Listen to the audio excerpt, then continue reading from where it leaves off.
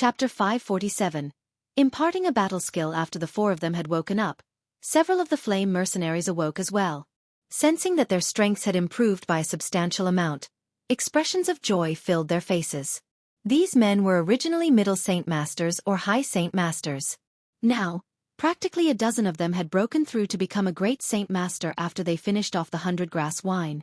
A candle's worth of time later, the last few dozen people finally woke up. When they felt how much their strength had increased, they were so happy that they couldn't help but let out cries of joy. Everyone in the Flame Mercenaries was ecstatic by this point. Every single great saint had become a Saint Master. Not a single one was below a Saint Master in strength, and even the ones who were originally middle Saint Masters had become great Saint Masters. The men who were low great Saint Masters were now high great Saint Masters. Not even 2 hours into the meeting and the strength of the entire Flame Mercenaries had skipped several steps. Even if Jian Chen wasn't here, their new strength would be more than enough to rule a small city like Wake City. Even the city lord would not be able to gather an equivalent amount of strength. 1,000 thanks for the captain's charity. The mercenaries all bowed down with a grand shout. Each one of them was especially happy. Jian Chen smiled. Although you've all grown stronger, your battle strength still needs to be trained, so you can become accustomed to your new strength. I will give you all 100 purple coins each. Go and purchase the necessities to live in the wilderness. Tomorrow morning, we will head to the Magical Beast Mountain Range and train. You will only be able to return if you can kill 3 Class 4 magical beasts by yourself without help. Kai Er, Emotion, Qing Feng, and Charcus, you 4 will form a group and follow them. You will listen to my requests as well before you 4 may leave. Jian Chen's words made every single mercenary grow serious. To fight a magical beast on par with them was a very tall order to fulfill. It would normally take about 2 or 3 men to kill a magical beast of their strength because their fortitude, muscles, and build outclassed a human. Only the strongest of men would be able to go head-to-head with them, and very few would be able to prevail against one. When Jian Chen decreed that they all had to kill 3 of them by themselves, they felt that this would be a mission that they would never be able to accomplish or come back alive. Captain, as of now, killing a single Class 4 magical beast is hard enough, but for us to kill 3 of them, isn't that too much to ask? Charcus asked. Jian Chen shook his head. It isn't difficult at all. As a saint, I hunted Class 2 magical beasts. As a great saint, I hunted Class 3 magical beasts. Then as a Saint Master, I fought Class 4 magical beasts. If I can do it, then everyone will be able to do the same. This trip to the mountain range is a training trip to increase your battle strength. Remember that when you gain the strength to fight enemies of your own level, then your battle experience, skill, and speed will increase dramatically. Those 3 points are most critical, so remember them when you go. Pausing for a moment, Jian Chen stared seriously at everyone. I still have something to give to everyone when we arrive at the Magical Beast Mountain Range. It'll lend a hand in improving your strength. Do you all understand now? Jian Chen fished out a bag of purple coins from his space ring and began to give everyone 100 purple coins to buy equipment with. Although it wouldn't need such a large sum for such things, these mercenaries still had families they needed to provide for. While Jian Chen had handed them all a very serious and worrisome mission, the mercenaries couldn't help but smile when they saw the shimmering glint of the 100 purple coins. A single purple coin was worth 100 gold coins. A few purple coins was more than enough for an entire family to live half a generation of luxury. Therefore, a sum like this was more than enough to spend on an entire lifetime. After receiving the sum of money, each of the mercenaries departed from the Kai family's courtyards with happy faces. They were headed to the nearby markets. Kai Er, Qing Feng, Emotion, Charcus, come with me. Jian Chen called for the 4 to follow him to his own personal room. Kai Er and the others followed close behind until they got to his room. As soon as they arrived, Jian Chen placed a single tattered but simple book on top of the table. Handing the books over to the 4, Jian Chen explained, there is a total of 8 battle skills in here.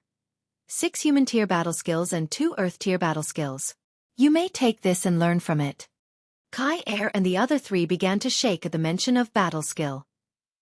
The book in front of them made their blood boil in excitement, and Jian Chen's explanation brought them such shock that their bodies nearly began to spasm. Charcus' face was completely red as he spoke with a quavering voice. Captain, is this true? Are these really 6 human tier battle skills and 2 earth tier battle skills? And You're really giving them to us? A battle skill was an extremely precious treasure on the continent. It was far more valuable than cultivation methods, and even thousands and thousands of gold wouldn't be able to buy one. Even the lowest tier of human tier battle skills was extremely pricey, so that any mercenary would hardly be able to afford one. Only the strongest individuals or the most influential ones would be able to obtain such battle skills. Earth tier battle skills were even more priceless, especially to Earth Saint Masters. Only a small portion of them possessed an Earth tier battle skill, but Jian Chen had given them a present that contained two. This was a windfall that made the four of them wild with joy. Laughing at how excited they were, Jian Chen smiled. It is as you say. You are the senior figures of the Flame Mercenaries. With all the years of suffering you four have undergone for the sake of the development of the Flame Mercenaries, I, Jian Chen, will definitely do my best to train you four in thanks for your loyalty. These 8 battle skills are yours to learn. Pass them on to the rest of the mercenaries after you're done. Those who are not yet Great Saint Masters are only permitted to learn the human tier battle skills. The Earth tier battle skills are not something they are capable of learning yet. The Great Saint Masters are free to learn them if they wish. Captain, for all your efforts in helping to train us, we will make sure that we won't disappoint you. For the rest of our lives, we will follow you anywhere, to death even with unflinching loyalty. Kai Er and the other 3 gratefully bowed.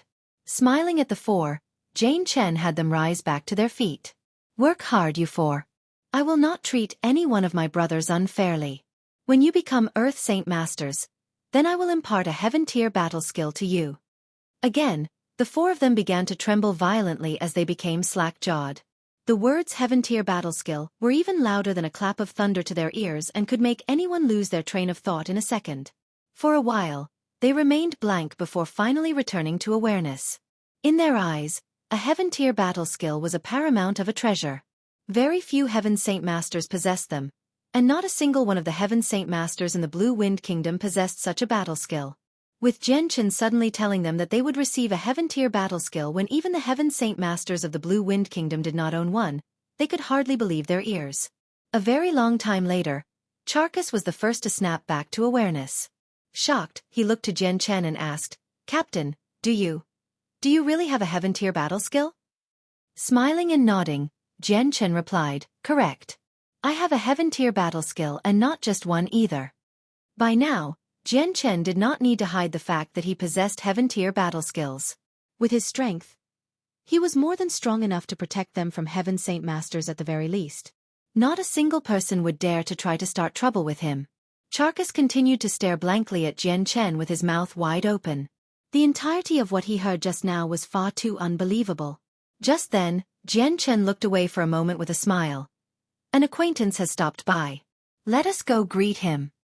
Walking out of the room, Jian Chen was followed by Kai Er and the others with wooden expressions. They were clearly still processing what they had heard back in the room. Walking into the courtyards, Jian Chen saw the rather regal-looking city lord Yunli smiling and chatting with Ming Dong. The moment Jian Chen stepped into the courtyard, Yunli had discovered him from the corner of his eyes. Immediately smiling to welcome him, Yunli said, Aya, brother Jian Chen. You've finally returned. I heard you participated in the gathering of the mercenaries 2 years ago. I felt quite concerned for a good while, afraid that my dear brother Jian Chen would come into danger. But seeing you now, I can see that my concerns were unfounded. How young and promising you are and how powerful. Even if it's danger, you are able to turn it into fortune. Seeing how healthy and impressive you are, I can only assume that you've made quite the achievement for yourself in the gathering of the mercenaries. Cupping his hands, Jian Chen smiled. The city lord certainly has been worried. The gathering of the mercenaries has given me a new lease on life. With good fortune, I was able to survive and prosper. Chapter 548. To the ruler of the city ruler Yunli was very shocked to hear what Jian Chen said. Originally he had thought that Jian Chen didn't even make it to Mercenary City. Very few great saint masters were likely to survive to join the gathering of the mercenaries. Not only did Jian Chen say he had participated, he survived. What a fortunate kid! Yunli thought to himself, but the emotions on his face did not betray his thoughts as he continued to smile. Ha ha ha, that is only proof of your strength. If you were able to make the journey to Mercenary City, then you must have benefited greatly from the experience. There was indeed bountiful experience gained, but it's not worth mentioning. Jian Chen courteously replied. As Yunli continued to chat happily with Jian Chen, his eyes began to observe Kai Er and the other three every so often. According to his senses, he was more than capable enough to see the massive transformation the four of them had undergone. Startled, he thought to himself, "Peak Great Saint Masters. They're that strong? But how?" They were barely middle Great Saint Masters before Jian Chen came back. What prompted this sudden breakthrough? How did they become as strong as me so quickly? He tried not to think about Kai Er and the other three. Instead, he tried to talk to Jian Chen about more important topics before leaving in a hurry. After Yunli left, Qing Feng sneered. That Yunli is an unsavory character. He helped the Defiance mercenaries grow in secret before. Does he think we don't know that? That's right, at the time of the collapse of the Alliance, the one-armed warrior had just arrived in Wake City with some of his followers. If it weren't for Yunli helping them, the one-armed warrior wouldn't have so easily gained strength. Charkas spoke venomously with clear signs of hostility between him and Yunli. Jian Chen's eyes flashed with an icy light for a moment as he listened, but without another word more. He turned to Kai Er.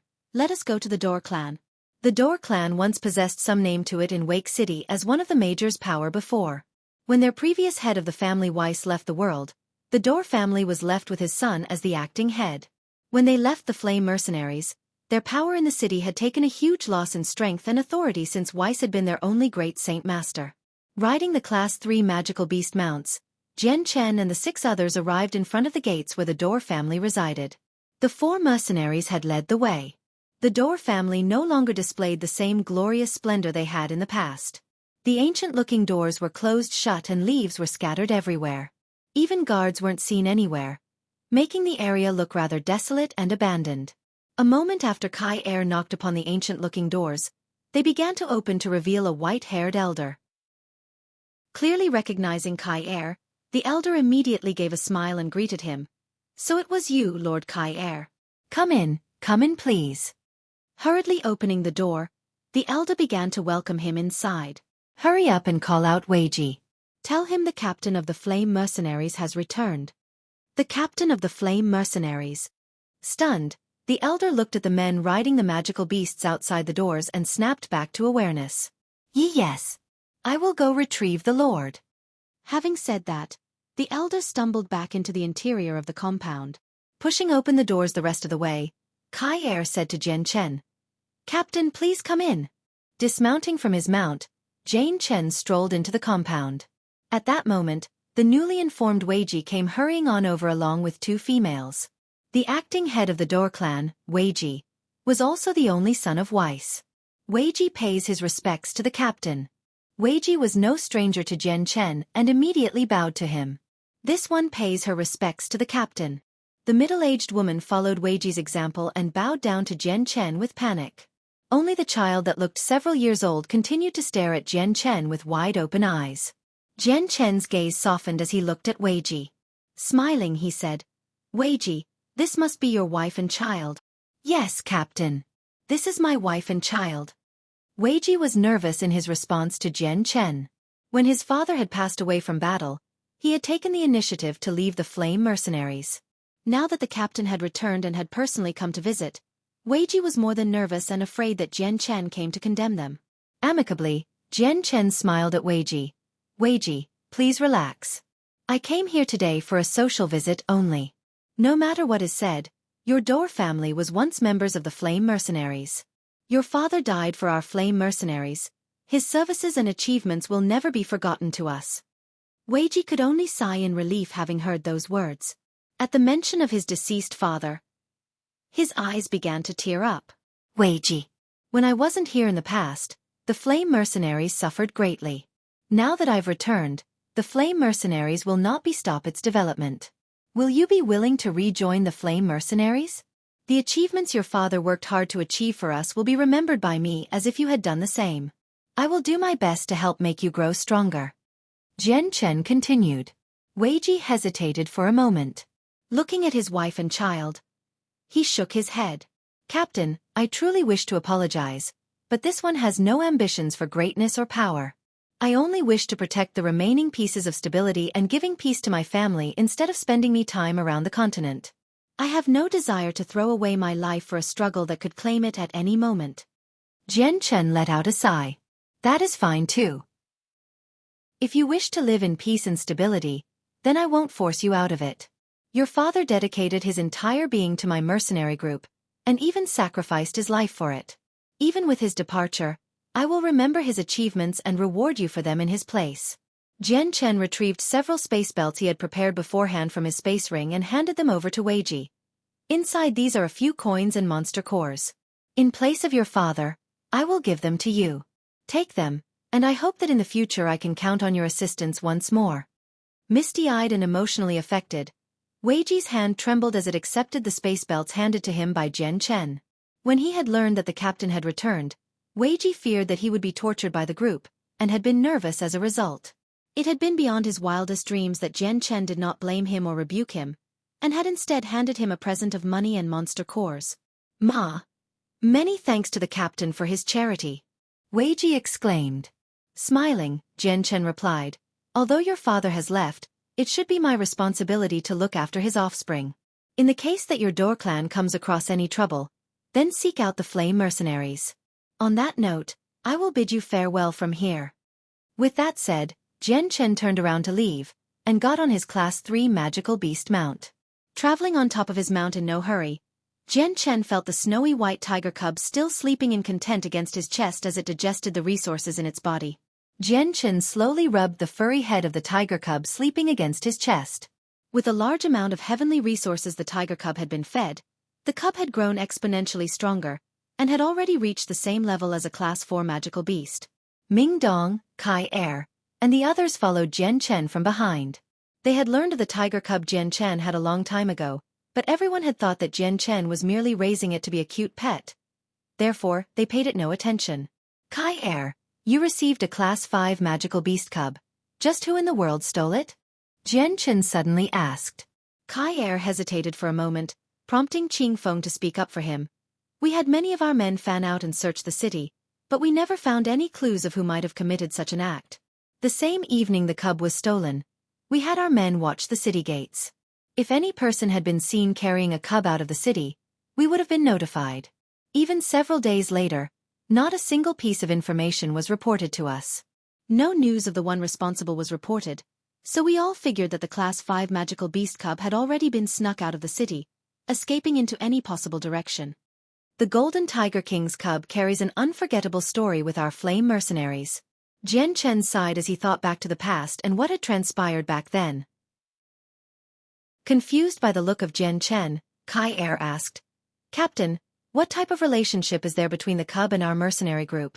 Hatred, Jian Chen stated with his eyes closed. Kai Er and the other three still remained confused.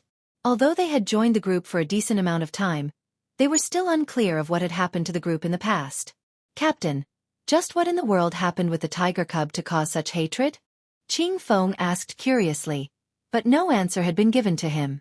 Having received no response, the group of four had taken note that Jian Chen was unwilling to respond to them. Thus, they could only obediently close their mouths without any further questions. Suddenly, Jian Chen's eyes flew open as he began to radiate a tremendous amount of killing intent.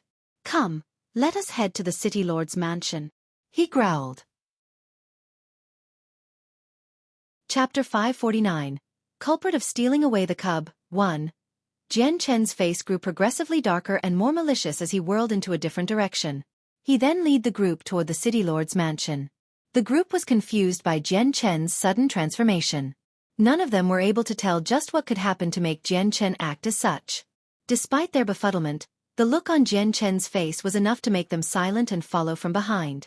The mansion of the City Lord was located at the center of Xueqi City, so Jian Chen rode his magical beast mount through the streets to his destination much to the curious but envious eyes of every spectator around. In the small city that was Xueqi City, a Class 3 magical beast mount was an extremely rare sight to behold and could hardly be seen at all.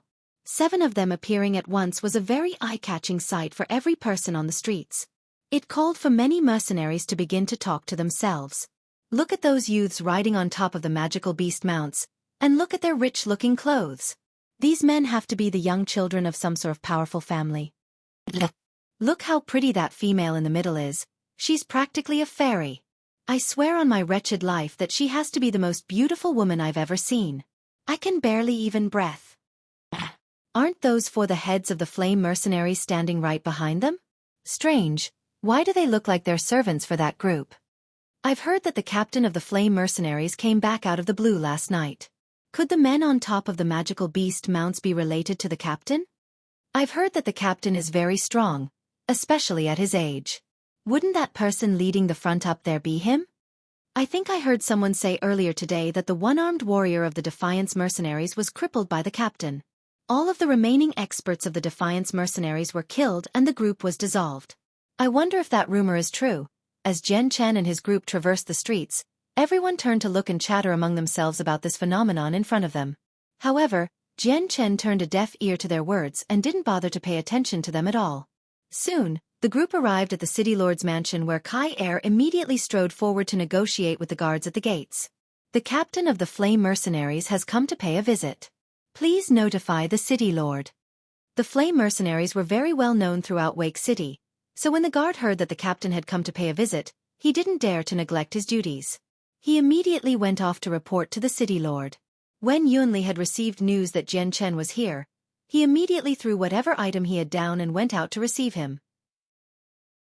After several words of greeting, Jian Chen and Yunli both walked into the greater halls. Brother Jian Chen, I didn't think that you would come to the mansion in person. What an honor it is to receive you in my home. Yunli laughed with happiness. The dark expression on Jian Chen's face was nowhere to be seen since his arrival. Smiling in reply, he said, when you visit a temple, you visit with a reason. Here I am today with the hope that the city lord will be able to help me with something. Ha ha ha ha, brother Jian Chen, you are far too polite. Whatever it is you need assistance with, I will do my best to assist. There is no need for this politeness. Yunli laughed. Pausing for a moment, Jian Chen replied, City Lord, my flame mercenaries were once in possession of a Class 5 magical beast cub before, but it was unfortunately stolen from a thief one night. Not only did he kill a senior figure of my group, the flame mercenaries had spent a tremendous amount of time and energy to find the culprit to no avail. This one hopes that the City Lord will help assist our flame mercenaries to bring this assassin to light. That'll be no problem at all. Rest assured, Brother Jian Chen. I will dispatch my men straight away to search the city to help find this assailant to bring them to justice. Yunli waved his hand without hesitation to help coordinate with Jian Chen. Then I'll be troubling you with this task. Jian Chen cupped his hands with a smile. Yunli laughed, it'll be no trouble. It's a small matter to me. Brother Jian Chen, I am 20 or so years older than you. If you don't mind, please just think of me as your brother. In the future, should you ever have any need for this older brother, please allow me to help you. Kai Er, Qing Feng, Emotion, and Charka snorted to themselves in secret as they gave disdainful glares at Yunli behind Jian Chen's back. They didn't know what level of strength Jian Chen was now, but if Jian Chen was capable of being able to give out a heaven-tier battle skill, then his strength definitely couldn't be belittled.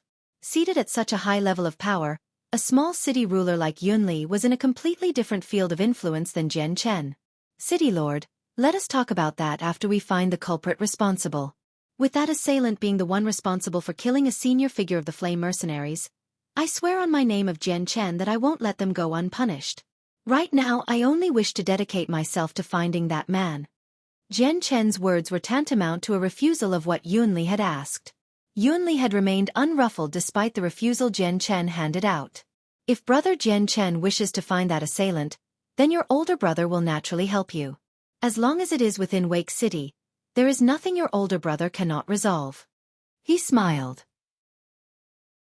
Waving for several of his soldiers, Yunli commanded them with a serious expression. Go and notify Commander Duo Li. Have him lead a detachment of troops through the city, and check the experts hidden throughout the city. This servant will do as instructed. The soldier replied before retreating. One moment. Jian Chen suddenly called out. City Lord, there is no need for such an inconvenient way of searching for the culprit. That unknown expert has most likely changed his face so we wouldn't know what to look for. However, there is a definite method to find them.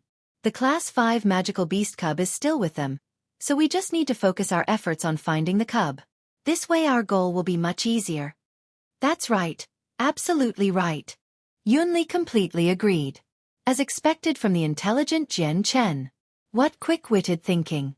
This way our troubles will be lessened. After stealing a Class 5 magical beast, there would be no way that the culprit would let it escape his control so easily. As long as we find the Class 5 magical beast cub, then we will find the culprit with it. It is as the City Lord says. As long as we find the cub, we will find the assailant that dared strike at my flame mercenaries and kill a senior figure. Furthermore, the City Lord's information network is quite effective. Would you happen to have information of what happened with the cub in the few days after it was stolen from my flame mercenaries? Jian Chen's eyes attentively stared down Yunli as he questioned. Yunli's expression remained unchanged.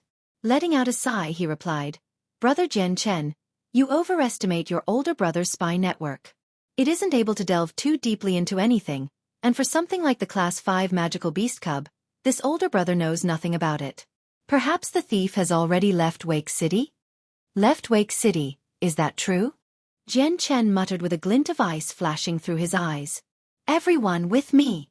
Without informing Yunli, Jian Chen began to leave the halls. Yunli's face faltered slightly after seeing the retreating back of Jian Chen.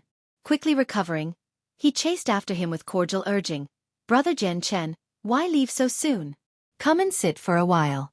Your older brother will have some of my men prepare a feast to welcome your victorious return from Mercenary City. Who said I was leaving? I only wish to turn around. Lord Yunli, if you don't mind, please accompany us. Jian Chen spoke, but this time, his voice was considerably more frigid than before. Haha, then allow your older brother to be your guide around here. The flower garden is this way. Why not take a seat there? Yunli began to pull Jian Chen's arm in the direction of the flower garden. Jian Chen shook his arm to force away Yunli's palm. Who said I wish to go to the flower garden? Lord Yunli, you should follow us quietly.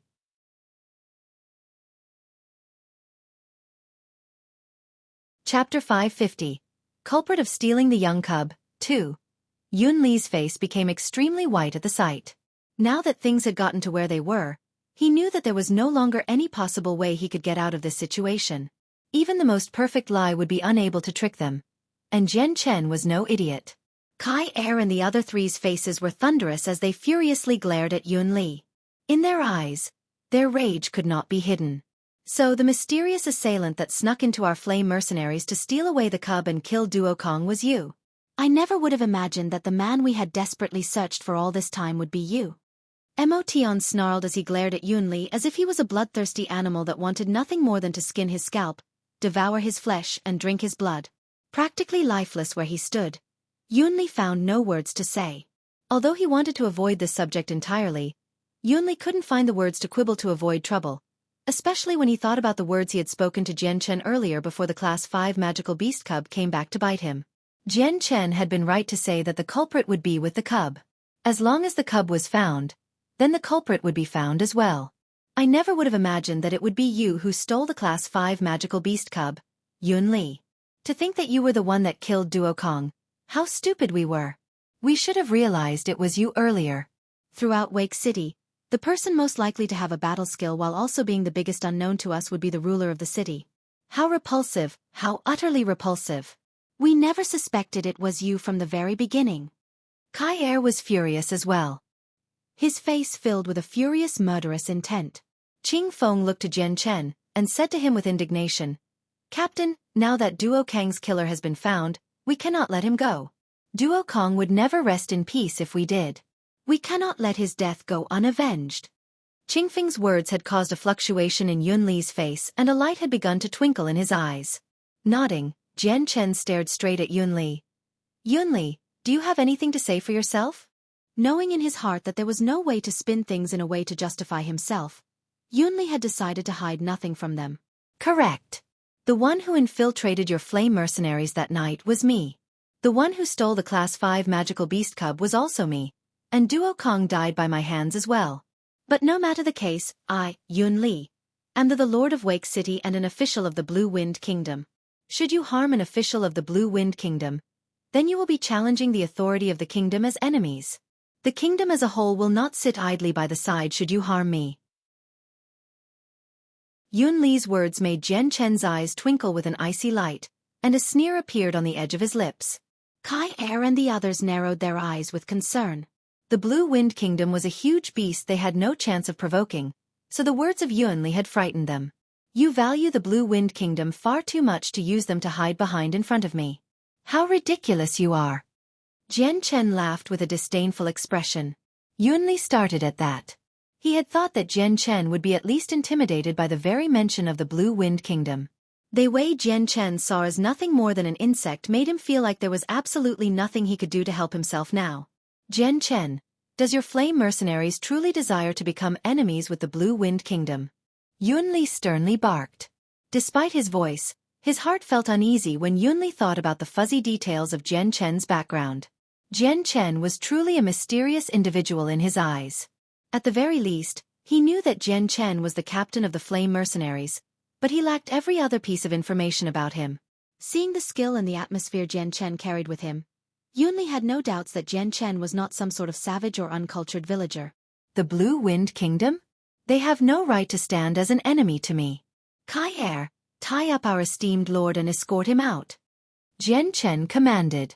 Yes. Hearing their captain utterly reject the Blue Wind Kingdom as something not worth noticing, the four of them stomached their fear and hurried to capture Yuanli per Jian Chen's orders. I'd like to see you try. I am a lord and bureaucrat of the Blue Wind Kingdom. Yuanli exploded with rage. Unafraid of the group in front of him, his hand took out his sword in preparation to do battle. Capture him. Jian Chen commanded. Without hesitation, the group took out their own saint weapons and began to charge at Yuanli. A strange light appeared in Yuanli's eyes.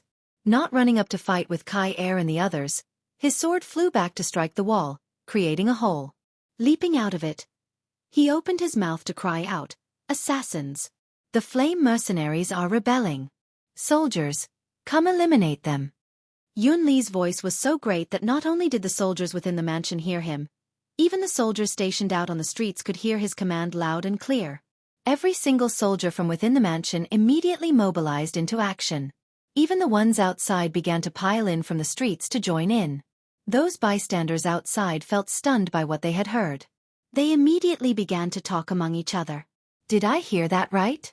Are the flame mercenaries rebelling? The flame mercenaries are the strongest group of mercenaries within Wake City. What reason do they have for a rebellion? I heard that the captain came back last night. Has he gone errant in the head? In the magical beast invasion 2 years ago, the captain of the flame mercenaries was one of the greatest contributors to the city. Why would he rebel? Yuanli's words had caused a tremendous explosion of conversations in the streets.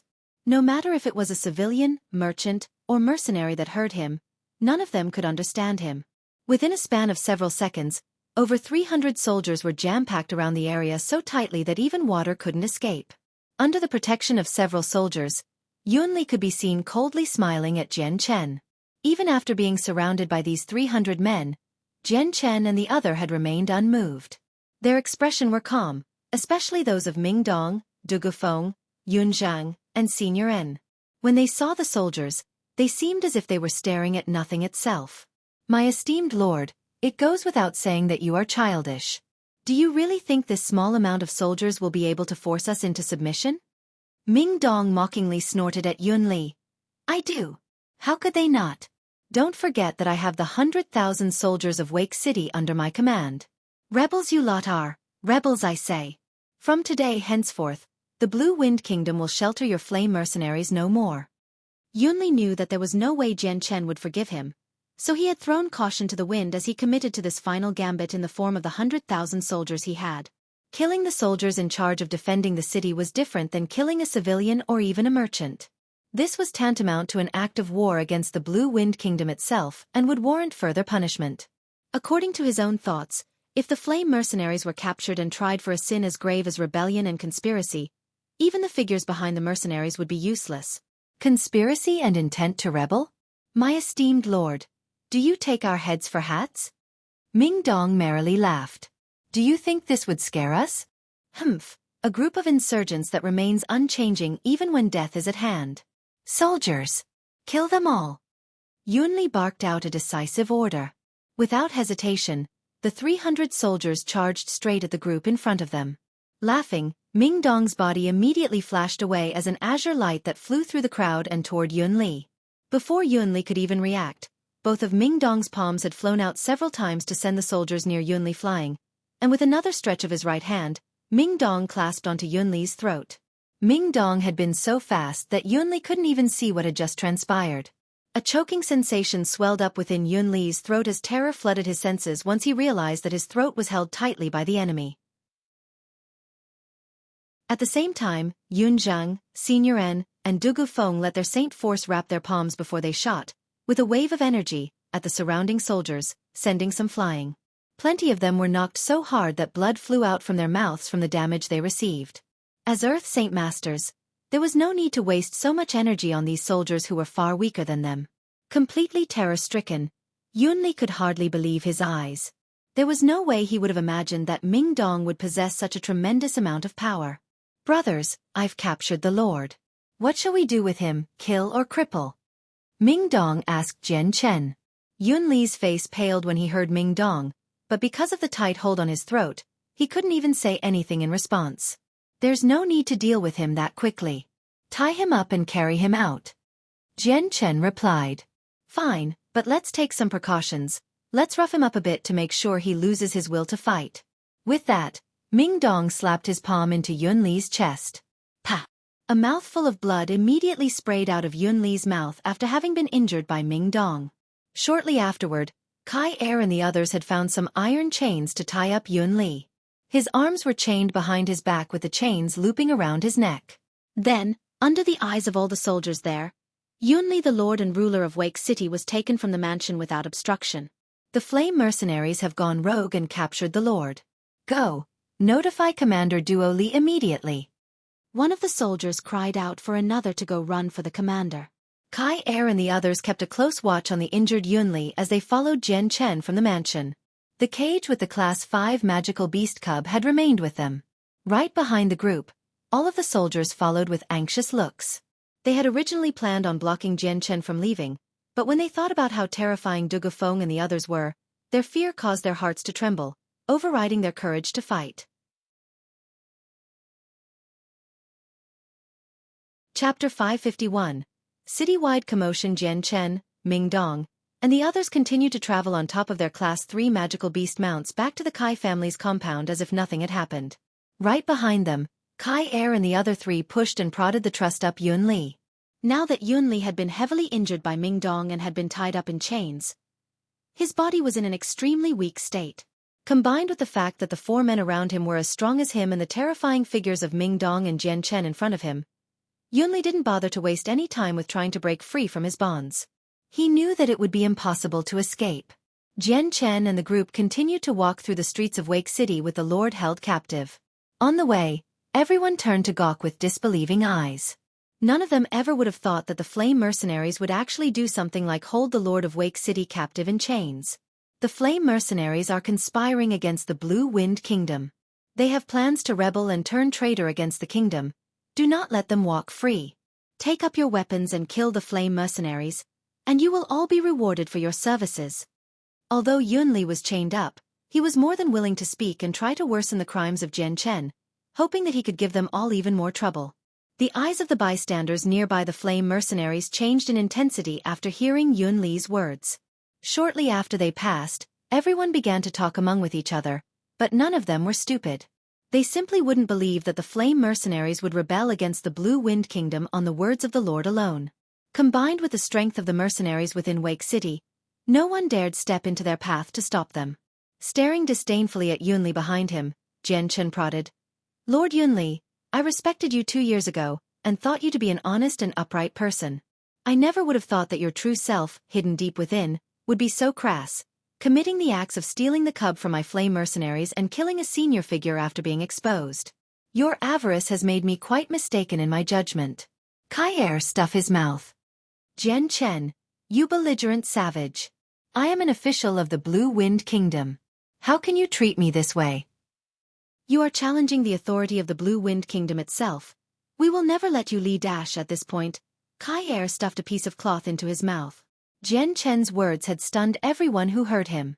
I've heard that the flame mercenaries obtained a Class 5 magical beast before it was taken by a thief in the middle of the night. I never would have imagined that it was Lord Yunli that stole the beast and killed one of their leaders. Look, isn't the monster in that cage the Class 5 magical beast cub?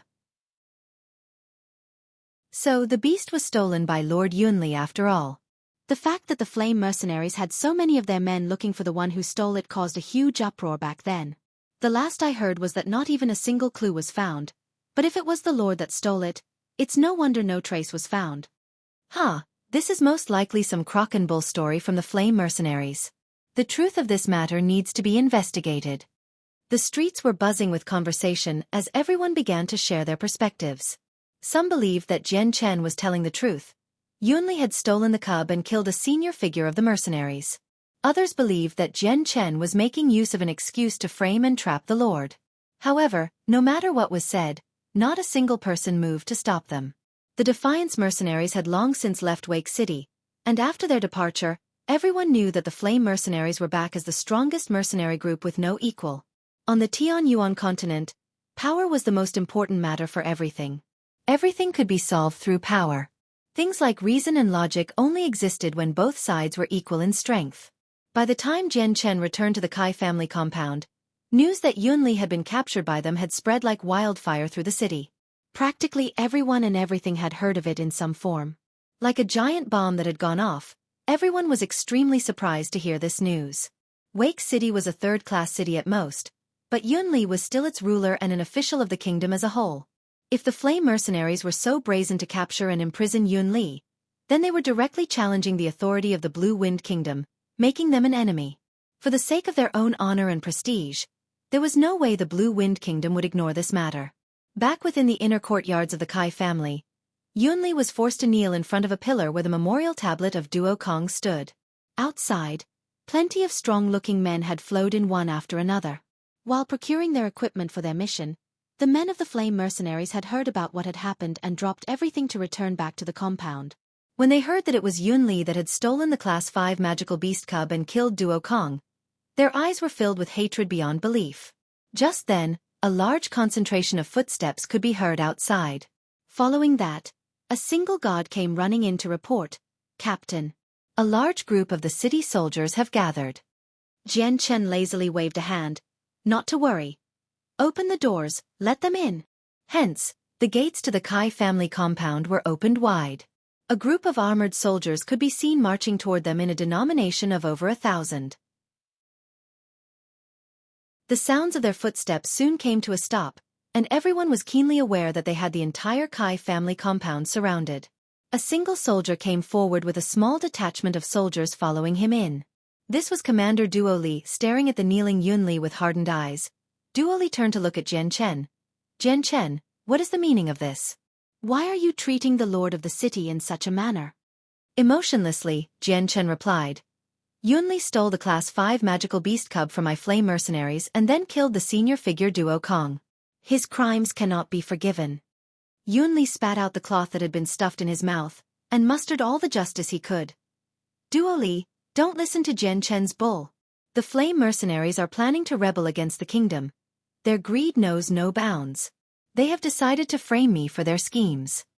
Seeing how honest Yunli had looked, Duo Li had no idea whether he was being lied to or not. "You still dare to quibble?" Kai Air snorted and kicked Yunli. Duo Li thought for a moment before replying, "Jian Chen, when Wake City had been under siege by a magical beast invasion, your contributions were widely respected by me, but to treat the lord of the city in such a manner is not acceptable. Release the lord and I will at the very least make the report to the higher-ups for justice for the death of one of your own." Jian Chen shook his head. "There is no need for such troubles. There is no injustice or hatred I have with Yunli. For what reason would I have to put false charges on him? Even if I did hate him, I would not put such a despicable crime on him if it were false. I have made my decision that he is the assailant without question. Yunli will be punished in accordance to our Flame mercenaries."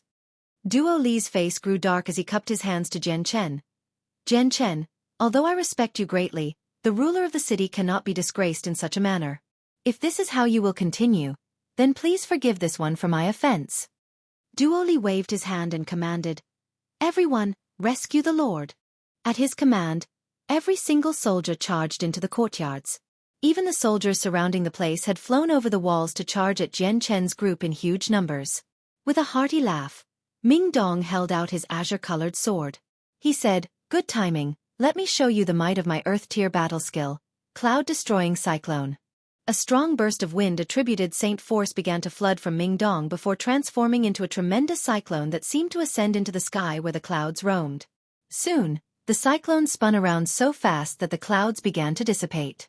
With such a tremendous cyclone appearing in the courtyards, the surrounding walls of the courtyards began to violently shake. Even the soldiers charging at Jian Chen were nearly sucked into it. Unable to keep their balance, it took everything they could to remain attached to the ground. However, the cyclone did nothing to affect Jian Chen's group. Seeing the dreadful cyclone appear from nowhere, Duo Li's face blanched as he cried out, Earth-tier battle skill. You're an Earth Saint Master. Laughing, Ming Dong gave a violent shake of his sword. The cyclone began to expand even quicker now. It forced the winds to blow even stronger so that the soldiers were pulled into the air without any way of protecting themselves. At this sight, Duo Li couldn't maintain his stoic expression anymore. This was the very first time he had seen an Earth-tier battle skill. Doing his best to retreat several steps without flying away, Duo Li commanded, "Everyone, retreat. Retreat now." Seeing the tornado consume several soldiers, all of the surrounding soldiers who had not yet took part in the charge began to retreat before Duo Li even gave his command. As they tried to flee from the cyclone, their eyes reflected their fear.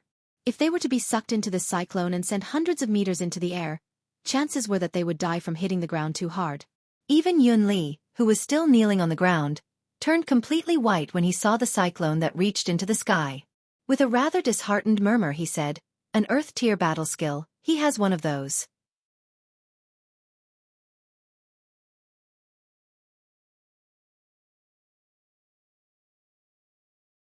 Wouldn't the actions of the Flame Mercenaries mean that they're unafraid of the Blue Wind Kingdom? Although they are strong, they cannot go head-to-head against the entire kingdom. Perhaps the Flame Mercenaries have an even stronger support that doesn't fear the Blue Wind Kingdom. The crowd outside the Kai family's compound grew larger and larger as news of what happened spread throughout the city. Soon enough, the Kai family and the Flame Mercenaries grew more and more famous in Wake City.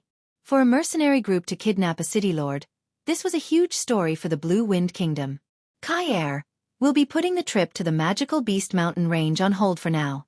Guard Yun Li and make sure he stays in front of Duo Kang's memorial table to grieve for 7 days. After 7 days are over, execute him. Do not let anyone near him in the meanwhile. Jian Chen ordered. "Yes, Captain." Everyone replied with respect.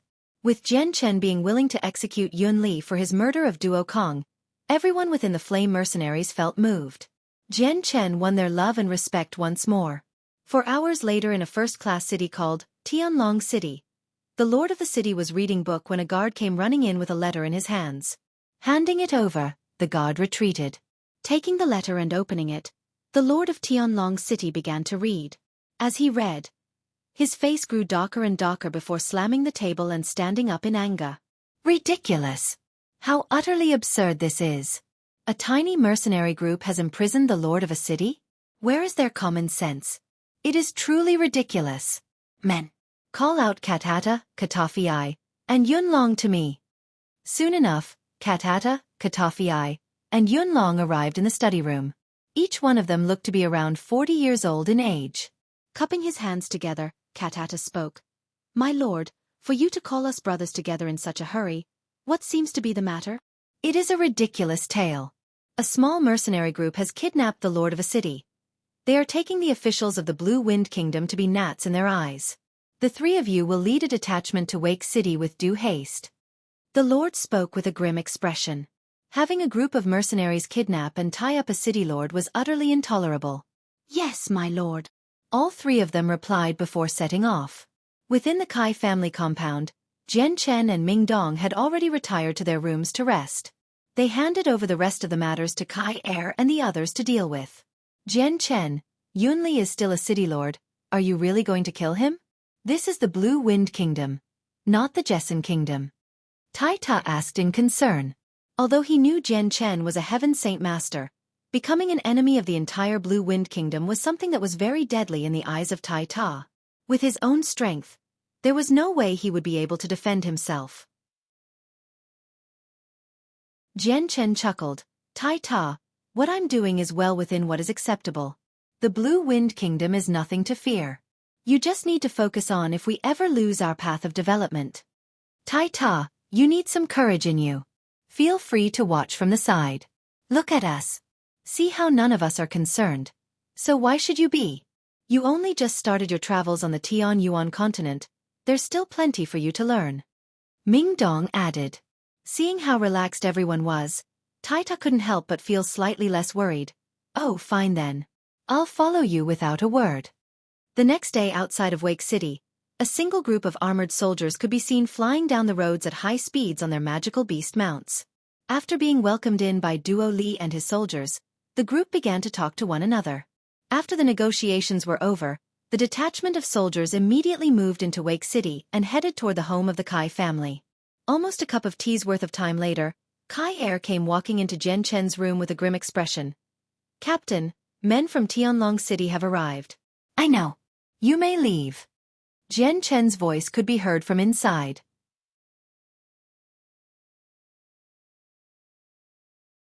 Chapter 553. Meeting an acquaintance once more. Yes, Captain. Kai Er responded before retreating back into the courtyard. The sight of a large group of soldiers could be seen through the broken-down parts of the wall as they slowly neared the compound. Kai Er, Qing Feng, Mo Tian, and Charkas all stood by the gates with the flame mercenaries standing behind them in silent solitude. Each one of them had a grim expression, but there was no worry to be seen. Not too far away, the disheveled and haggard face of Yunli had noticed the arrival of the reinforcements from the Blue Wind Kingdom. With eyes that reflected his joy, Yunli had already begun to think of himself as good as rescued. However, with the cloth still stuck in his mouth, he could not talk. Otherwise, he would have long since let out a loud yell. The 500 soldiers from Tianlong City came to a stop near the Kai family's courtyard while 3 middle-aged men came forward. These 3 men were Katata, Katafi, and Yunlong, who had been ordered by the Lord of Tianlong City to go help. Seeing the tied-up figure of Yunli, Yunlong's eyes flickered with a furious glint. How absurd is this group of mercenaries? To treat the lord of a city in such a manner is unforgivable. Katata sighed.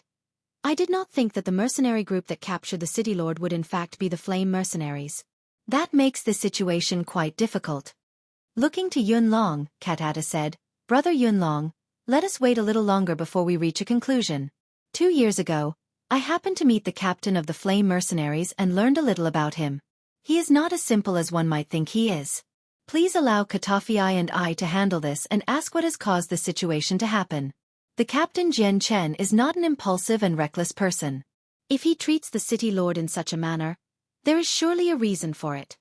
Fine, I'll leave it to you. I hope that the captain is as you say he is. Yunlong spoke apathetically. With a smile, Katata leaped off his magical beast mount and strode into the courtyards. Smiling to everyone, he said, If I might bother everyone, please inform your Captain Jian Chen that Katata has come to pay a visit. Katata did not reveal an angry expression at all, but rather a kindly one as he smiled at everyone. Haha, it's been 2 years since we last met, Katata. You haven't changed a bit. Just as Kai Er was about to respond, a single voice could be heard from behind him as the white-robed Jian Chen came out of his room. Right behind him were Ming Dong, Du Gufeng, Senior N, Yun Zhang, Tai Ta, and Yu Yu in close succession. Recognizing Jian Chen, Katata smiled and cupped his hands in greeting. Yes, I haven't changed at all, but on the other hand, Jian Chen, you've changed quite a bit. I barely recognized you just now. As he spoke, Katata's eyes swept over the men behind Jian Chen. Although he couldn't tell the actual level of strength of Jian Chen, Ming Dong, Du Gufeng, Senior N, or Yun Zhang, they all looked to be as powerful as himself. When Katata saw those 4, his eyes wavered with confusion. Katata had no way of confirming just what cycle Ming Dong and the others were at in the Earth Saint Master realm, but he could distinctly tell that they were of the same level of strength as him, Earth Saint Masters. At this result, Katata was extremely shocked. 2 years ago, the flame mercenaries weren't nearly strong enough for him to take note of. Aside from Jian Chen, there were no other noticeable figures. However, within a mere 2 years, 4 Earth Saint Masters had appeared out of nowhere, That was news of shocking proportions. Haha, Captain Jian Chen, these 4 brothers must be your friends. Katata laughed. Knowing that Katata was trying to discern the relationship between the 4 men behind him and himself, Jian Chen smiled. They are members of my flame mercenaries. Katata could only grumble to himself in silent pain.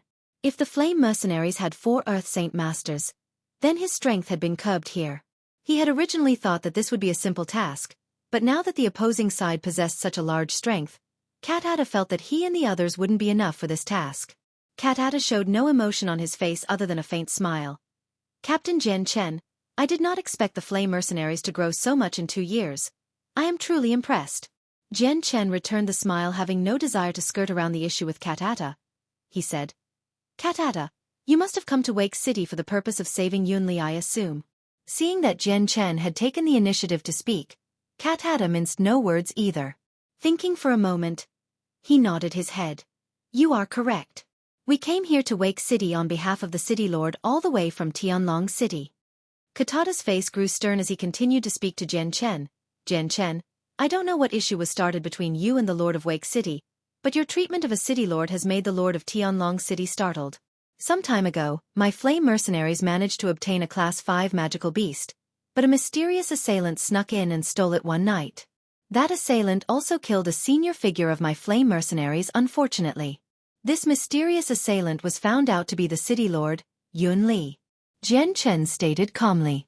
Katata was silent for a moment before saying, Jian Chen, even if what you say is true, he is still the Lord of Wake City and an official of the Blue Wind Kingdom. You cannot treat him in such a manner. Even if there is a crime, you should have let the Blue Wind Kingdom deal with him. Why not release him for now? Jian Chen shook his head without hesitation. Katata, I know that you come from Yun Li, but I have made my decision and no one will be able to change my mind. It would be best for you to return. Jian Chen, have you thought about the consequences of your actions if you do this? Katata spoke. What consequences? I care not for them. I, however, am resolute on executing him. Jian Chen replied. Seeing how Jian Chen was still unperturbed about the matter, Katata let out a sigh in his mind. This expression of Jian Chen meant that there would be no point in trying to waste words and energy to convince him. Yun Long strode forward at this moment. Flame mercenaries, release the City Lord immediately. If not, then you won't like the future consequences in store. Yun Long did not bother to negotiate with Jian Chen nor be as gentle as Katata was. Although he knew that there were 4 Earth Saint Masters here, he did not have any fear for them at all. With the Tianlong City supporting and championing him as a representative of the Blue Wind Kingdom, people as trifling as a mercenary group was thus far beneath his notice. Yun Long's words had caused Jian Chen to knit his eyebrows together in irritation. Smiling coldly, Jian Chen said, What was that? It looks like I'll just have to see if my flame mercenaries will be able to handle these consequences then. Yun Long snorted, If you wish to die, then don't blame me. Allow me to experience the might of your flame mercenaries. With that, Yun Long materialized a bright silver sword in his hand as he sent a beam of white light toward Jian Chen. He then transformed into a blurry shadow that shot toward Jian Chen as well.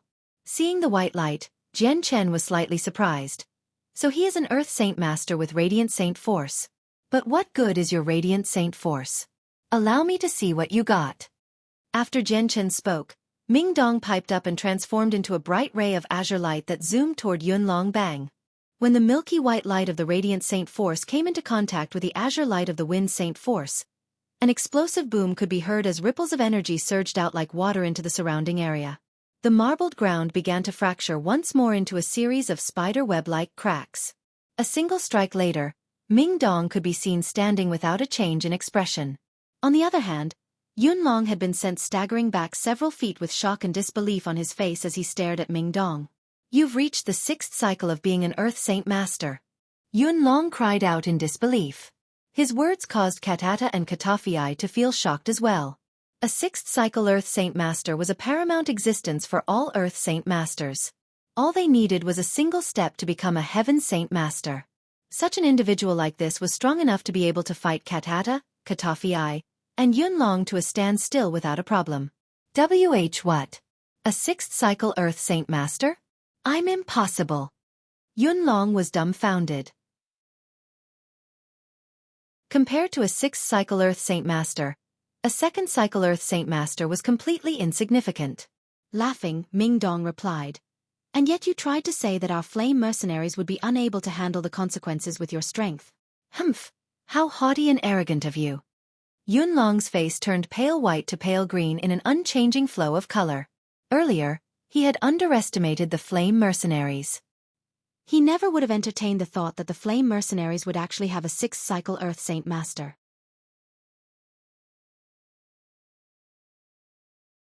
Chapter 554. Exit. Standing awkwardly in the courtyard, Yunlong and Katata were now stuck in a rather difficult situation. The strength of the flame mercenaries had been beyond their expectations. If they were to use force now, then their side would be hurt the most. At the same time, if they were to retreat, it would be quite shameful and would serve as a slap to their faces. With a calm voice, Jian Chen turned to speak to Katata.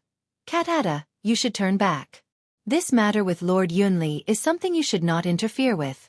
My flame mercenaries will make no compromises on this matter." Jian Chen was not at all close with Katata. However, since they had once fought shoulder to shoulder 2 years ago during the beast invasion wave in Wake City, Jian Chen did not wish to make things too difficult for him, so he had spoke with a softer voice. Katata sighed and gave a complicated stare to Jian Chen. "Very well then. Jian Chen, if you are so determined to choose this path, then you leave us with no choice. We'll leave this for today." With that, Katata pulled the still ashen-faced Yunlong away. They got onto their magical beast mounts, and lead the group of 500 soldiers back to Tianlong City. Still kneeling on the ground, Yunli's face was despondent and his eyes reflected his despair as he watched Katata and the other two ride away. Katata, Katafei, and Yunlong had led 500 soldiers from Tianlong City to Wake City in order to suppress the flame mercenaries. In the end, it was the flame mercenaries that had done the suppressing. The mercenaries had forced the group away without achieving their goals. News of this spread across Wake City like fire and caused many of the civilians to begin to re-evaluate the flame mercenaries. Without rest, the group from Tianlong City rushed back on their mounts straight to the city lord's mansion in order to report what had happened. Their story of what happened in Wake City was recounted for the lord to hear. The important parts, such as there being 4 Earth Saint Masters with one of them being a 6th-cycle Earth Saint Master in the flame mercenaries, were particularly stressed. The lord of Tianlong City grew grim after hearing that. 4 Earth Saint Masters with one at the pinnacle was an extremely important matter that even the lord had to regard with all due importance. How strange that there is such an unknown mercenary group with such a powerful amount of strength. Were you able to find out the background of these people or what power supports them? The lord asked with concern. The 3 shook their heads before Katata said, "My lord, my brother and I once met the captain of the flame mercenaries 2 years ago. At that time, he was only a great Saint Master, but even then, his fighting strength was simply enough to astound the both of us. When Wake City was in a crisis with the magical beast wave, 3 Class 5 magical beasts came. Shockingly, the 3 of them were completely killed by the captain. And one of the Class 5 magical beast was the green-scaled ape." Katata's words were so shocking that even the lord was unable to stop himself from bolting straight up from his chair. Shocked, he questioned, "What was that? The captain of the flame mercenaries was able to kill 3 Class 5 magical beasts as a great Saint Master? Are you sure this is true? Are you lying to me?" "It is completely true. My brother and I were there to witness it. My lord, the captain of the flame mercenaries isn't a simple person. He cannot be belittled. Even now, he somehow managed to find and bring 4 Earth Saint Masters into his mercenary group. This is already enough to paint him as a very unique person." Katata replied in a serious manner. Thinking back to how Jian Chen had killed those 3 Class 5 magical beasts, Katata felt some lingering surprise reappear. Since when did such a genius of this aptitude appear within our Blue Wind Kingdom? How strong is the captain of the flame mercenaries now? The lord asked with a grim expression. "I know not. I wasn't even able to see his strength." Katata replied. The eyes of the lord slid to the other 2 individuals. "Were either of you 2 able to see his strength?" Yunlong and Katafei shook their heads. The lord's eyebrows furrowed together as he hummed in thought. He most presumably used some sort of way to hide his strength. "From what I gather from you, the captain is a rather mysterious character. I'd like to meet this person and see just what type of person this captain really is. Very well, you may leave first. This should bear no matter with you anymore. A week passed by in Wake City. During these 7 days, nothing out of the ordinary that happened after Katata, Katafei and Yunlong had visited. Therefore Jian Chan and his group had lived for a period of peace. The prestige of the flame mercenaries had constantly grown throughout Wake City by the words that came from the mouths of the civilians. Practically everyone within 1,000 miles knew about the flame mercenaries, which helped give rise to their reputation in the Blue Wind Kingdom. Within the courtyards of the Kai family, a half-meter-tall scaffold could be seen. The haggard and disheveled figure of Yunli could be seen kneeling over the scaffold. Beside him was a strong-looking man with a huge blade towering over him. Today was the day Yunli's execution. The entirety of the flame mercenaries had gathered here, and even more curious passers-by were standing around to point at Yunli and gossip. Yunli displayed a face that was sallow and despondent. His eyes were completely devoid of life, and his hair was so disheveled that he looked more like a beggar than his known image as the high and lofty lord of a city. His saint weapon had long since been destroyed by Jian Chen personally, but his life had been kept intact. As of now, he had already degenerated to a cripple that could not fight. All of the precious saint force he had spent years cultivating had been ruined without a chance of returning, and now even escape was impossible. Ladies and gentlemen, today I, Kai Er, will declare the sins that Yunli is guilty of. Kai Er began to recount the tales of Yunli's crimes with the flame mercenaries for everyone to hear once more. Everyone had already heard the story in clear detail, so Kai Er was merely just saying this as a formality without trying to invoke the reactions of the audience. Having finished speaking Yunli's crimes, Kai Er knew that the time was nigh. He said in a loud voice, "And now is the time. Let the blade fall." At his order, the man holding the cleaver brought his hand straight up into the air. In front of the thousands of eyes of Wake City, he slashed off the head of Yunli with a splurt of blood flying from his detached neck.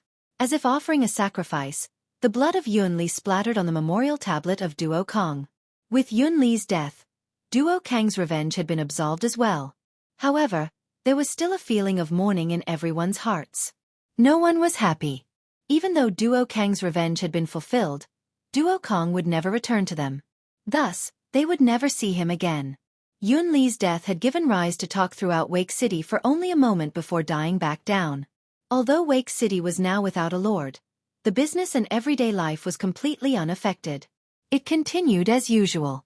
Commander Duo Li was now in charge, and had rarely been seen in the city. Ever since Katata and the others left Wake City, he knew in his heart that even Tianlong City was mindful of the flame mercenaries. Hence, he had never bothered to ask about the matters regarding the flame mercenaries. The day after, the members of the flame mercenaries followed Kai Er and the other 3 into the magical Beast Mountain range as per Jian Chen's instructions.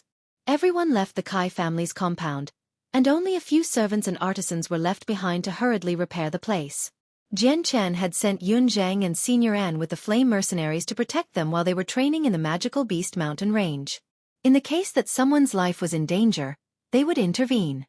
These men were after all the most loyal of mercenaries, and Jian Chen had no wish to see them come into any danger during their training.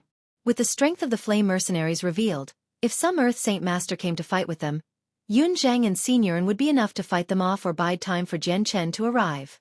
While the flame mercenaries were off training in the magical Beast Mountain range, Jian Chen and the others left Wake City as well on top of their Class 3 magical beast mounts. The dark-skinned but straightforward Tai Ta sat on top of his newly confiscated mount. Weighing on his mind was the events of yesterday's execution of the Lord Yun Li. Having only just begun his journey on the Tianyuan continent, Tai Ta had never yet experienced the rules of survival that the Tianyuan continent followed. Although he had killed plenty of magical beasts, this was the very first time he seen a person die. Yesterday's sight remained a heavy shock in his mind to the point where he was still perturbed. Jian Chen understood what Tai Ta was feeling and went to comfort him. Tai Ta, the Tiantuan continent is a world where the weak are the food for the strong. The future will remain like this in almost a daily experience. Wait until you have the strength and you'll learn to adapt. The Tianyuan continent is a cruel place. Tai Ta muttered. Jian Chen laughed. Let's go to Fengyang City. You'll learn plenty over there perhaps.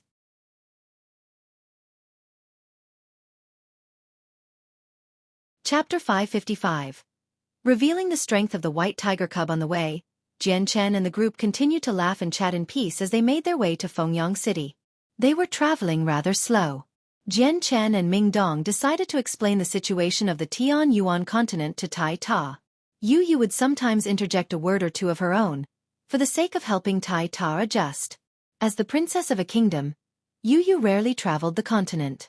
However, her knowledge was rather vast, and she was more than aware of the rules surrounding the continent and what type of world she lived in. At that moment, Jian Chen suddenly felt an abnormal sensation. The white tiger cub that had been asleep against to his chest finally woke up. Slowly opening its eyes, the tiger cub shook its head from side to side to observe the surrounding area with curiosity. Seeing that the tiger cub was finally awake, Jian Chen couldn't help but smile and rub at the cub's scraggly and furry head. "You've finally woken up, you hungry rascal." Mroar, like it understood what Jian Chen was saying, the cub let out a growl of discontent as if protesting Jian Chen's description of it. Leaping gracefully onto Jian Chen's shoulder, the cub fondly licked at Jian Chen's cheek. "Jian Chen, where did you get this little cub? I never really noticed it when it was asleep. Now that it's awake, I can see that it's pretty cute." Ming Dong laughed as he asked. He had indeed noticed the cub before, but he had never paid it any attention until now. "Back in Mercenary City, I was able to come across this cub in a nearby mountain." Jian Chen smiled without divulging the actual identity of the cub. The less they knew about the cub, the better. Then, the cub leaped down from Jian Chen's shoulders onto the saddle they were riding on. Sniffing incessantly at the hand that carried the space ring, the cub looked up at Jian Chen with a pleading stare. Knowing just what the tiger cub wanted, Jian Chen couldn't help but force out a laugh. "You hungry rascal. You have already ate everything. There's nothing left." After such a long period of time, the heavenly resources that the Spirit Ape King had given him had run out. As of right now, there was nothing left in Jian Chen's space ring. The intelligent tiger cub understood what Jian Chen said. The bright glint in the tiger cub's eyes began to dim, and its energetic expression became depressed. Seeing the tiger cub in such a state, Jian Chen grimaced. Holding the cub tightly to comfort it, he said, "Wait until we get to a nearby city. I'll buy you some heavenly resources to eat." Regaining some spirit in its eyes, the cub gave two growling sounds in response as if ensuring that Jian Chen would deliver his promise. What Jian Chen casually said caused everyone to do a double take. "What? Did I hear you right, Jian Chen? You're going to buy heavenly resources for this little thing? Heavens, that can't be true." Ming Dong looked incredulous at Jian Chen, completely unconvinced at what he had heard. Smiling, Jian Chen replied, "This little one enjoys eating heavenly resources, and will eat plenty of it at a time." "That can't be right, Jian Chen. Why you're actually feeding extremely pricey heavenly resources to this little thing? Ow! Dear heavens, even if you have a lot of money, don't go throwing it around." Ming Dong clutched at his head in pain as if experiencing the pains of Jian Chen's thrifty manner with his money for him. Seeing the reaction on Ming Dong's face, Jian Chen could only laugh, but he gave no explanation. The cub understood that Ming Dong was indirectly insulting him, so it leaped onto Jian Chen's head. Lifting its cute head high into the air, it stared down at Ming Dong. It gave a discontent growl as if it was a king overlooking his subjects. "Yo, you little thing, are you looking down on me?" Ming Dong was practically on the verge of spitting out blood from his anger because of the fact that a little animal, that wasn't even half a meter long, was treating him as a lower life form. When the normally silent Dugu Feng saw how the tiger cub reacted, an astounded light appeared in his eyes. "What intelligence! This tiger isn't a regular one." Yu was amused by the antics of the cub and smiled warmly at it with undisguised love and affection. "What an adorable little cub. It looks like it can understand us. Jian Chen, may I hold it?" As she spoke, Yu was reaching out to hug the cub. Immediately leaping down from Jian Chen's head and into his robes, the cub stared vigilantly at Yu. Aside from Jian Chen, it would not allow any other person to touch it. As an ancient race of a tiger beast, it was naturally proud and unyielding. "Jian Chen." Yu pleaded with Jian Chen. As a female, she loved seeing such a cute animal. Not only was it cute, but it was highly intelligent. Thus, Yu was attracted by its adorable antics. Forcing a smile, Jian Chen replied, "I don't have any choice. I won't try and force the cub to do something it doesn't want to. AI, forget it. If I can't hug it, then I'll just watch it from here. Yu responded with a crestfallen face. Roar! Suddenly, the tremendous growl of a beast could be heard as a giant black bear came flying toward Jian Chen and the group. Now that everyone's attention was on the black bear, Du Gufeng emotionlessly said, "It's only a Class 4 magical beast. Let me take care of it." Before Du Gufeng could even finish speaking, the tiger cub had managed to let out an excited yelp, and flew from Jian Chen's robes as a bolt of white lightning in the direction of the black bear. Without stopping the cub, Jian Chen laughed. Let the little cub take care of the Class 4 magical beast. As of now, the tiger cub was also at the Class 4 magical beast level.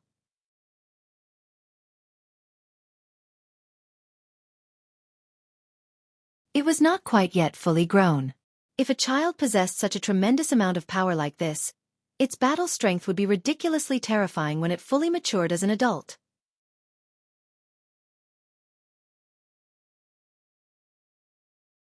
Chapter 556. Arriving at Fengyang City, the amount of power that the small tiger cub had revealed was simply astounding. Ming Dong, Du Gufeng, and Yu could only stare dumbfounded at the cub. Not a single one of them had expected to see a tiger, roughly the size of a small cat, contain so much power. Enough power that it was able to kill a Class 4 magical beast as easily as blowing off dust. A sight like this was simply too much to take in, so everyone found it rather hard to believe. Jian Chen. TTH, this tiger cub, why is it so strong? Ming Dong's eyes were glued to the corpse of the black bear as he stuttered. Jian Chen laughed. I've told you before. Don't underestimate the little cub. Its strength is far beyond what you can imagine. Staring at the little cub with eyes that contained a little fear, but a renewed amount of adoration, Yu said, "How strange to see it be so strong. If I didn't see it for myself, I would never have believed that a cub this small would be able to easily kill a Class 4 magical beast." Jian Chen, what's its name, and what does it normally like to eat? Taking the cub from his shoulder and hugging it to his chest, Jian Chen leisurely scratched at its head. The tiger cub did not resist Jian Chen's actions, and instead closed its eyes bliss, quietly enjoying the sensations. I don't know what its name is either. I've always called it the little white tiger. What's its favorite food? It likes to eat any heavenly resources. It also likes roast meat as well. Jian Chen chuckled. The princess seemed as if she was planning to use food to get the cub to like her. Heavenly resources and roasted meat. Wait until we get to the city, I'll find some there. The princess eagerly replied. She began to anxiously await their arrival at the city. Then. If the cub doesn't have a name, why not give it one? Constantly calling it tiger cub or little white tiger can be tiring to hear. Yu stared expectantly at Jian Chen. Jian Chen had felt that this was a rather reasonable suggestion and nodded. Very well then, but what name shall I give it? Yu was quiet for a moment. The cub has a pair of wings on its back. That much cannot be ignored. Even with its small body, it is extremely brave like a god. Yes, we should give it a name like that. Yu's eyes sparkled. I have it. We should call him the Winged Tiger God. It is not only a powerful name, but it fits the tiger's full might. If it can kill a Class 4 magical beast with ease, then being a tiger god would be a partman. Jian Chen couldn't help but feel startled at the name Yu picked. On a whim, she had managed to guess the actual name of the race of the tiger. This was the identity of the tiger. Even if very few people knew the backstory of the Winged Tiger God, there would most likely be trouble in the case that news of one made its way to one of the hidden experts in the world. No, I refuse. That name isn't good to hear. Let's change it. Jian Chen hurriedly shot down Yu's suggestion. No matter what, the name the Winged Tiger God could definitely not be used. Right now, Jian Chen was doing his best to hide the identity of the tiger cub. He was afraid that if news were to reach the Gilligan clan, then things would be disastrous. Although Yu had only given this name on a single whim, this name was no ordinary name. It determined whether a life would be saved or destroyed. I thought the name was pleasant to the ears, why not? Yu was confused about Jian Chen's adamant refusal. It was only a name. There was no need to react as Jian Chen did. It's not a nice name. Let me choose. We should call it Xiaobai from now on. Jian Chen hurriedly replied. Unable to laugh nor cry, Yu stared at Jian Chen. Xiaobai? That name is far too simple. It doesn't show how strong the cub is at all. It sounds even worse than mine. I don't feel that it's a bad name. The cub has fur as white as snow and is small. Xiaobai suits it rather well. Jian Chen looked at the cub in his robes and asked, "From now on I'll be calling you Xiaobai. Do you like that name?" Mroror. The cub nodded its head in excitement and stamped its short forepaws against Jian Chen's chest repeatedly as if it favored the name. Somewhat satisfied, Jian Chen glanced at Yu. "Look, Xiaobai likes that name." The road forward was long and slow. They would often spend their time traveling without seeing anyone else, but sometimes, several groups of merchants or mercenaries crossed their path. However, Jian Chen and the group continued on their mounts without stopping. They headed to Fengyang City chatting and laughing the entire way. Although the group was short Yun Zhang and Senior N, it did not impact them much. Jian Chen had wanted the flame mercenaries to leave Wake City for the magical beast mountain range, so he had the two protect them in secret. Otherwise, he would never feel at ease.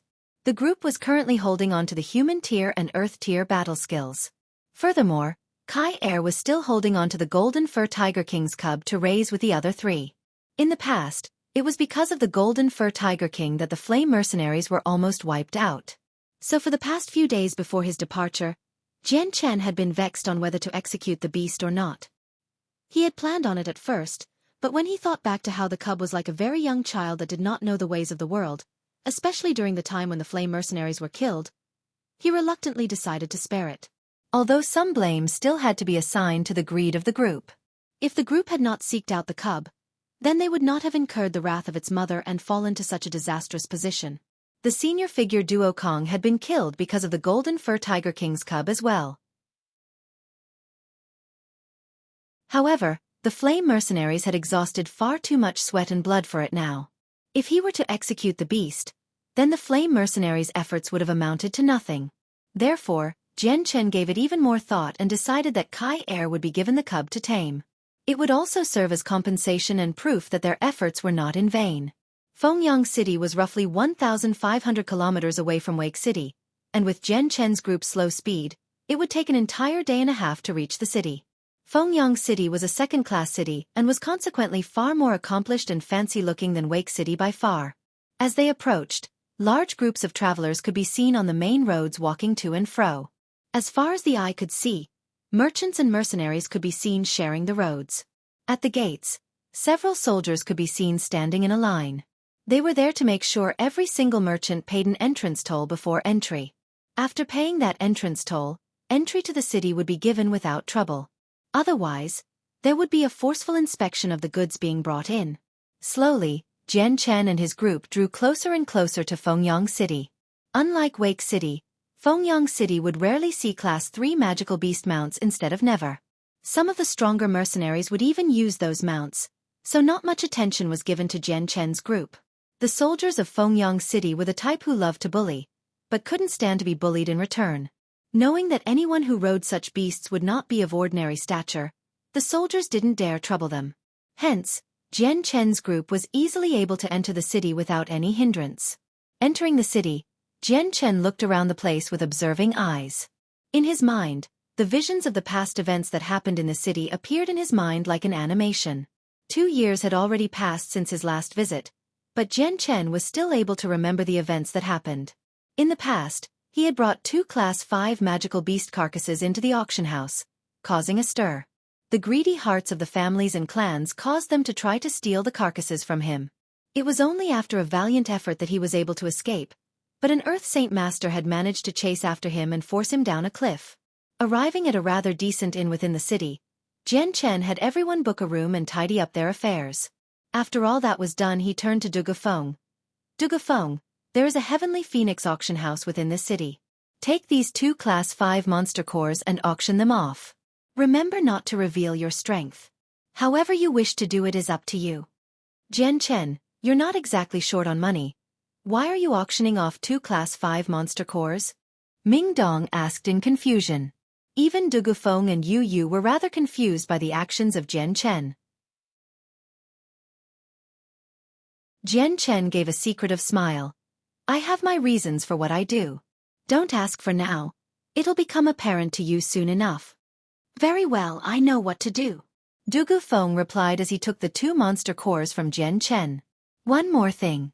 Don't let the auctioneers learn of our identities. I know you are capable of this. It shouldn't be difficult for you at all. Jian Chen complimented. Dugu Feng gave a nod of his head. Understood. With that, Dugu Feng left the inn with the monster cores. After Dugu Feng left, Jian Chen decided not to stay in their rooms. Let's go eat something. Then we'll go on a walk to see if there are any heavenly resources available.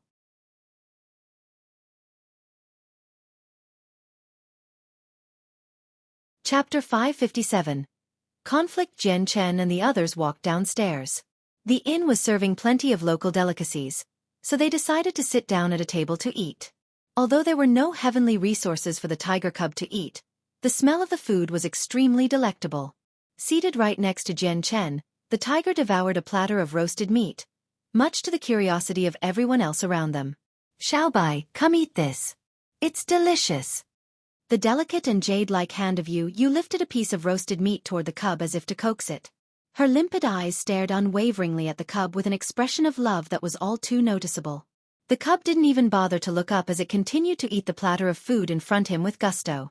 The rate at which the food was devoured was almost as if the tiger cub had been starved for several days.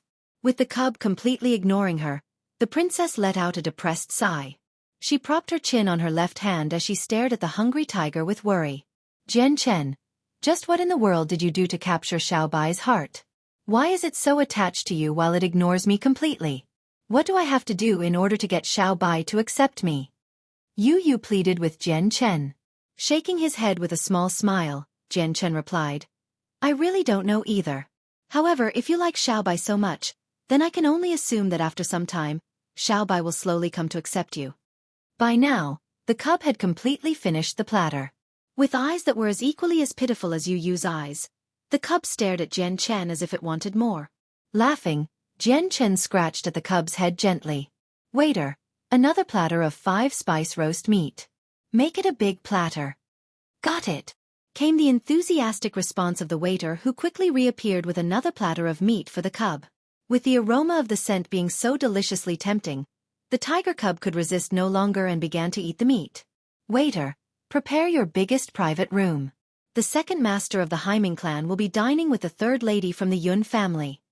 Suddenly, a resonating cry could be heard from outside the inn as a single middle-aged man came striding in with a voice that demanded respect. Yes. I will prepare a room right away. The Haiming clan and the Yun family were both very well-known names in Fengyang City, so the waiter immediately dropped his other tasks and went off to prepare a room. After the waiter retreated, the soldier turned around. He gave a smile to the people outside the door. Second lord, third lady, if you would please. A 20-something-year-old male with a haughty face could be seen walking in. He was dressed in white robes to give off a handsome look. His eyes swept across the inn with an expression that hinted everyone else was beneath him. Right by his side was a pink skirt-wearing young woman. Refined and quiet, her age was slightly younger than him, around 18, but she was exceedingly beautiful. With skin as white as cotton, her jet-black eyes would sometimes flash with light of intelligence. Yun Lian, let us head upstairs. The handsome man beckoned to the young woman with a gentle voice. His eyes hid nothing but admiration for the woman. Giving a gentle word of agreement, the woman prepared to follow the man upstairs. Within her bright and intelligent eyes, a nearly imperceivable glint of boredom and helplessness could be seen. As the group walked by Jian Chen's table, the sight of the tiger cub eating the roasted meat on the table had suddenly caught the young woman's eye. She couldn't help but exclaim, "What an adorable little animal!" The surprised cry of the woman caused the man she was with to suddenly turn around. Looking at the tiger cub in question, he smiled. "This little thing is indeed quite cute. Yun Lian, it'll be your birthday in 3 days. Why don't I gift you this pet as your birthday present? Would you like that?" The man was exceedingly arrogant. Without even consulting the owner for negotiations, the man had already assumed that the pet was his own personal property. In his eyes, everyone that was eating within the common area of the inn were men with no status. Only those who ordered their own personal rooms were of status. So taking a little pet from these people would be an easy task. He could simply drop a few purple coins for them to enjoy and everyone would be happy. The words of this youth made Jian Chen's group narrow their eyes. Xiaobai belongs to us. We did not even consent. Why do you think we would give him to you? Tai Ta sharply responded. The way this youth talked made Tai Ta feel quite unforgiving toward him. Tai Ta's words caused the young man's face to darken as the glint in his eyes grew nefarious. A smile that didn't quite reach his eyes could be seen on his face. I can see that this little pet of yours is worth some money. It seems to happen that I am a young man with plenty of wealth. Are you afraid that I won't pay you? Speak your price and we can be on our way. As he spoke, the young man's eyes quickly swept over the people at the table with eyes full of disdain. Although the clothes they wore weren't that bad, they just weren't even of any defensive value, which meant they were no one of importance. However, the young man's eyes flew wide open when they landed upon Yu Yu. Dazed at the penultimate beauty that was Yu Yu, he did not speak for a long while. Beautiful. Truly too beautiful. She was a beauty that would leave any male breathless where he stood. He could swear that since his birth, he had never seen a single woman as beautiful as she was. Even the princess of the Blue Wind Kingdom didn't possess a beauty as great as hers. The sudden loss of composure from the man had caught the attention of the young woman next to him. She discovered Yu Yu's existence at that point as well. When she saw the fairy-like beauty of Yu Yu's face, she too was stunned. However, there was some envy aside from her shock. She took pride in being the absolute beauty of Fengyang City. Even in the entire Blue Wind Kingdom, there were very few women that could outrank her in beauty. With the arrival of Princess Yu Yu, no matter how much faith she had in herself, she would definitely have to step down. The light in her eyes flashed brilliantly and clearly as if they could see through the darkness within a person. Carefully studying the group, she began to observe their calm nature before growing pensive. Quickly realizing where he was, the man didn't even notice the look on the woman with him. He continued to stare at Yu Yu. Feigning to be a man of honor, he cupped his hands in salute. This one is the second master of the Haiming clan in Fengyang City. If I might ask for the name of this beautiful lady. Oh, it is truly a disgrace for such a beautiful woman to be sitting in such an area to eat. This one has already ordered a private room upstairs with plenty of delicious and exotic food. If this beautiful lady might feel so inclined to do me the honor, please come upstairs with us to wine and dine. Before Jian Chen could even speak, Ming Dong responded. Slamming his hand on the table with anger, he growled. You're being gutsy, kid. You're asking for trouble by trying to flirt with the fiancé of my brother here. Hearing herself referred to as Jian Chen's fiancé, Yu Yu couldn't help but blush and feel bashful. When her eyes moved to Jian Chen and saw that he was as calm as ever, her heart couldn't help but feel disappointed.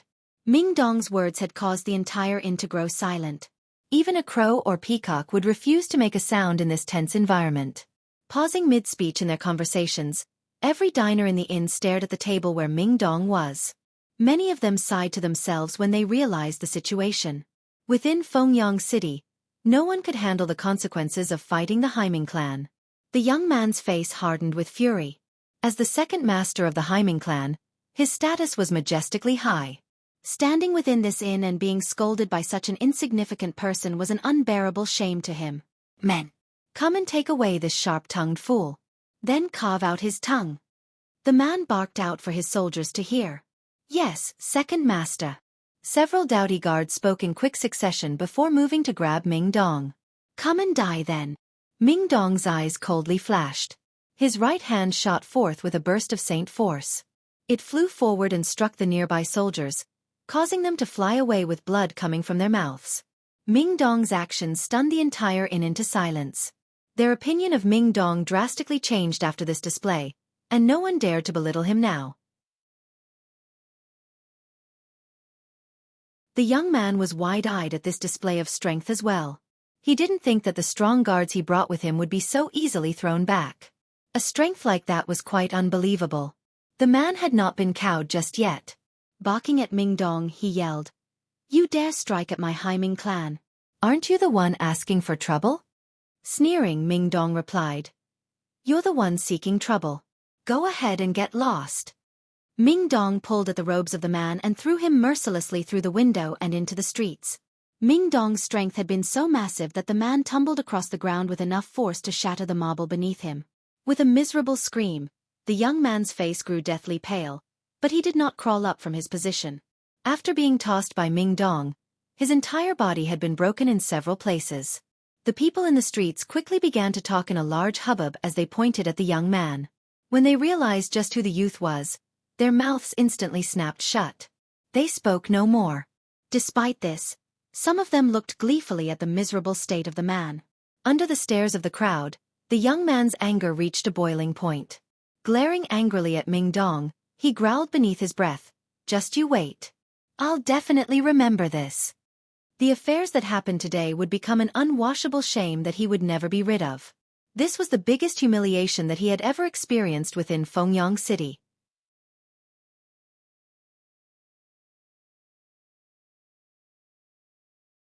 Chapter 558. Draconix Wood. Jian Chen and the others no longer felt in the mood to eat after such an event. Throwing down a purple coin, they left the inn.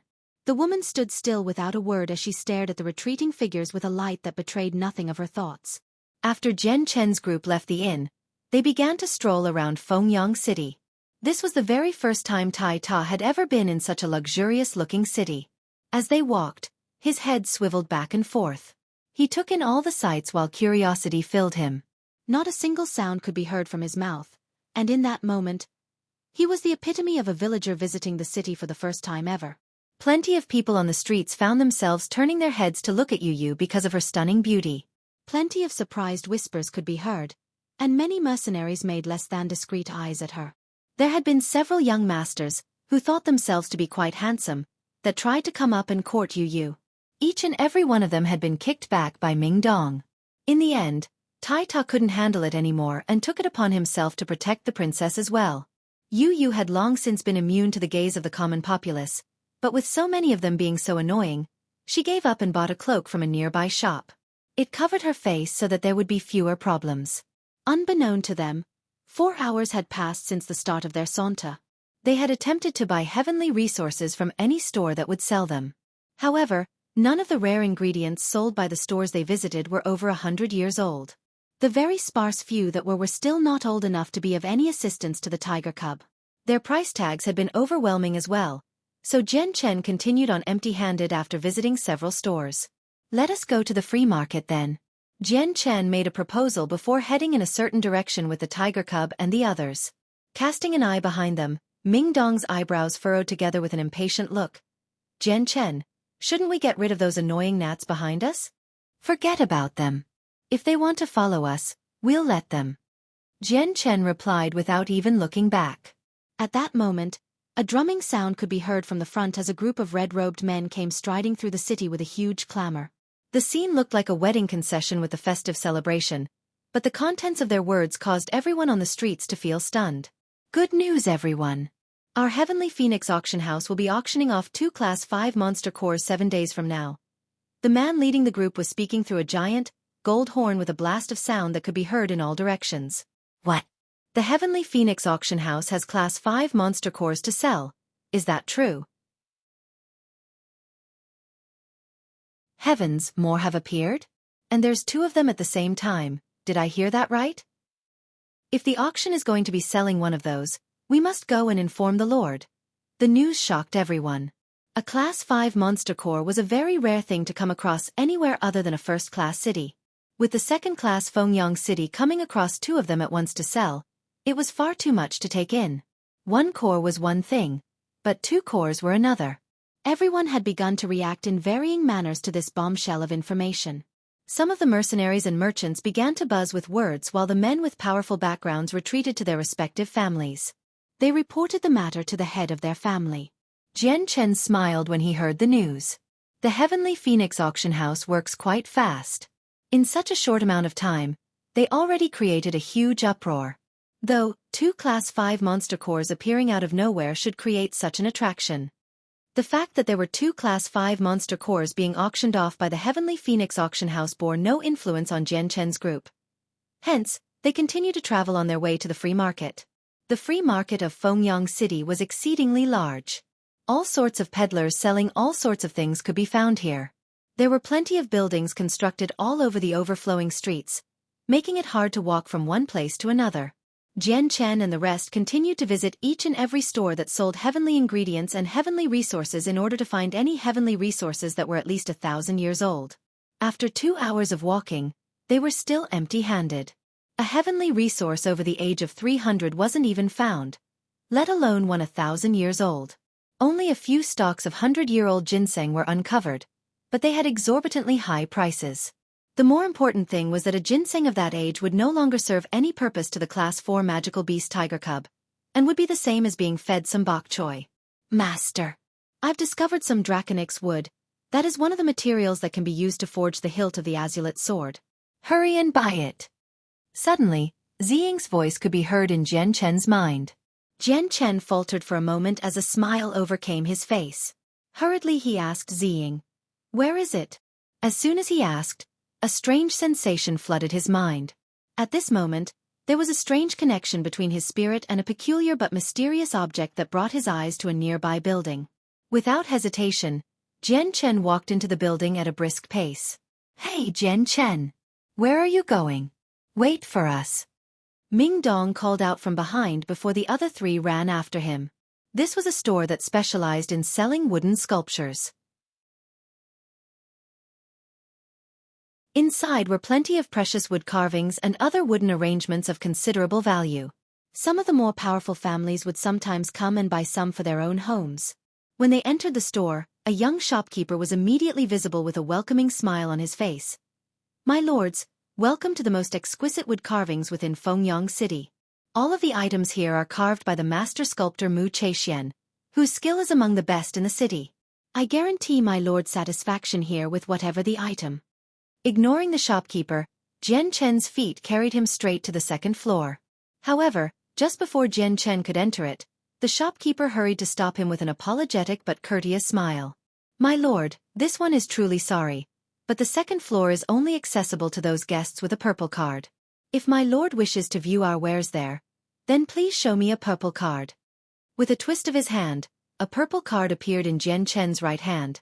"Do I have the right to go up now?" Seeing the purple card, the smile on the man's face rekindled. Hurriedly nodding, he said, "Welcome, my lord. Welcome. If I offended you with my actions earlier, please forgive me. Allow me to welcome you to the second floor." On the second floor, Jian Chen ignored all else and simply stared straight at a giant log seated in the very center of the room. The entire thing was a dark red with golden light running throughout it. With a diameter of 1/3 of a meter and a height of 1 meter, the block of wood looked as if it once used to be the trunk of a tree. With the tree trunk twisted and distorted in a strange pattern of grains, the sight of a dragon and phoenix could just barely be seen carved into it in a lifelike manner. Looking at the dragon and phoenix pattern on the wood, Jian Chen's eyes flashed with light. He could distinctly tell that the pattern contained the essence of the world that was particularly hard to fathom and extremely profound in nature. It was almost identical to a Saint-tier battle skill, and seemed to just contain every part of the world within its secrets. "My lords, might I welcome you to our 1,000-hand workshop where we display the finest of sculptures and carvings. Is there something my lords find of interest?" An elderly man approached them with a smile as he spoke in a friendly manner. Surveying the area with confusion, Ming Dong could only ask Jian Chen, "Jian Chen, what are you doing in a place like this? The sculptures here might be nice to look at, but you don't have any interest in stuff like this, do you?" Completely disregarding Ming Dong's question, Jian Chen slowly walked to the dark red log of wood, and stared at the dragon and phoenix carving. "Shopkeeper, where did you get this block of wood?" The old man laughed. "What an eye my lord has. This magical piece of wood is the treasure of our 1,000-hand workshop. It's rumored that it was taken from one of the wild zones of the Tian-Yuan continent, the Sea of Young Fire. It is there that this piece of wood was baptized by the strongest of flames and became as hard as steel. Flames cannot burn it, and steel cannot break it. This is truly a treasure among treasures. Just how much are you exaggerating? An item brought back from one of the wild zones of the continent would indeed be an item in great demand, but would one really end up in a second-class city? Do you take us to be 3-year-old children that are easy to bully?" Ming Dong snorted. "Haha. This rotten old man knows that my lords will not believe me. Even if you believe me or not, this piece of magical wood is truly worth what it is as a treasure. That cannot be changed." The elder laughed without being insulted. Jian Chen's eyes slowly moved away from the block of wood as he tried to restrain the surging emotions he felt within him. With a calm voice he asked, "How much for this wood?" Name your price. Seeing that Jian Chen was interested, the shopkeeper's eyes lit up. Hurriedly, he said, "What an eye my lord has. This old man greatly admires such an eye. Since this wood is quite unnatural as well as being the treasured jewel of this store, the price will be quite high." The shopkeeper didn't say a price and instead held up 3 fingers. With wide eyes, Mingdong said, "Don't tell me you're selling it for 300 purple coins. That's a huge price for a single block of wood." The shopkeeper shook his head. "My lords, if you take a look at this piece of wood, the naturally formed pattern on it is beyond what man can do. With that alone, a price of 300 purple coins is not enough to buy it." "Then are you selling it for 3,000 purple coins?" Taita spoke with a look of disbelief on his face. The shopkeeper shook his head. "Incorrect. 30,000 purple coins." "What? 30,000 purple coins?" Mingdong cried out. A price like that made him leap up into the air in shock. Swearing out loud, he spat. "You might as well rob me of my money. A single block of wood costing 30,000 purple coins? 300 purple coins was already beyond what I was willing to spend. But this price? Who'd ever buy it?" A smile appeared on Jian Chen's face. "If this piece of wood is indeed that price, then shopkeeper, I would like to purchase it." From the mouth of Ziying, Jian Chen had learned that this draconix wood was one of the materials used to forge the azulate swords. Materials like these were extremely rare in nature and priceless beyond all else. For something like this to be for 30,000 purple coins, Jian Chen only saw it as a delectable deal. Whether it was 30,000, 300,000, or 3 million purple coins, Jian Chen would purchase this without hesitation. The moment he knew an item was one of the materials for the azulate sword, he would buy it.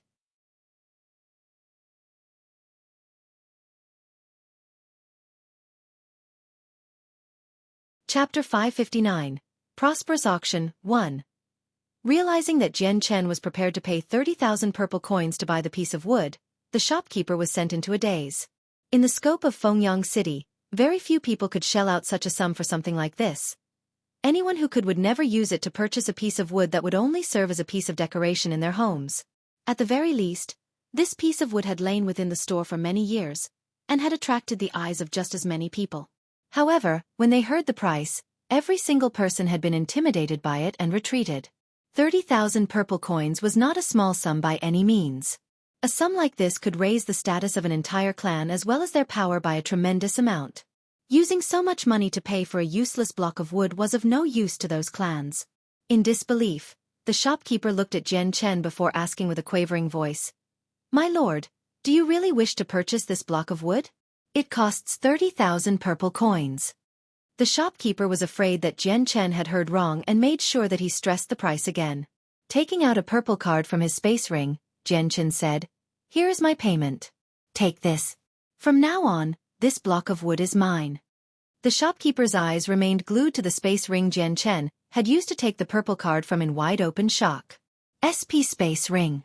He cried out in shock. The light he saw Jian Chen from was completely different than before. A space ring was an extremely precious storage item that was far better than a space belt, and it was also far more rare than one. Only the strongest and most illustrious figures would have the right to wear an accessory like that. At least in Fengyang City, only a meager 4 people were able to wear a space ring. Each one of these people were extremely important and influential. The first was the lord of Fengyang City, and the other 3 were the lords of their own clans. Before, the shopkeeper had only thought Jian Chen to be a young master of the city with plenty of wealth to spare. When he saw the space ring on Jian Chen's finger, that thought had been thrown out the window. From this ring, the shopkeeper could guess that this was not a youth he had seen before. This youth held an identity that was far beyond what he could possibly imagine. A space ring was far more reliable way to establish one's identity than a purple card.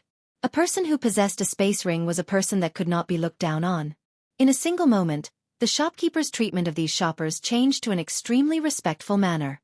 Smiling wide, his face reflected the ideal shopkeeper's face when talking to a customer.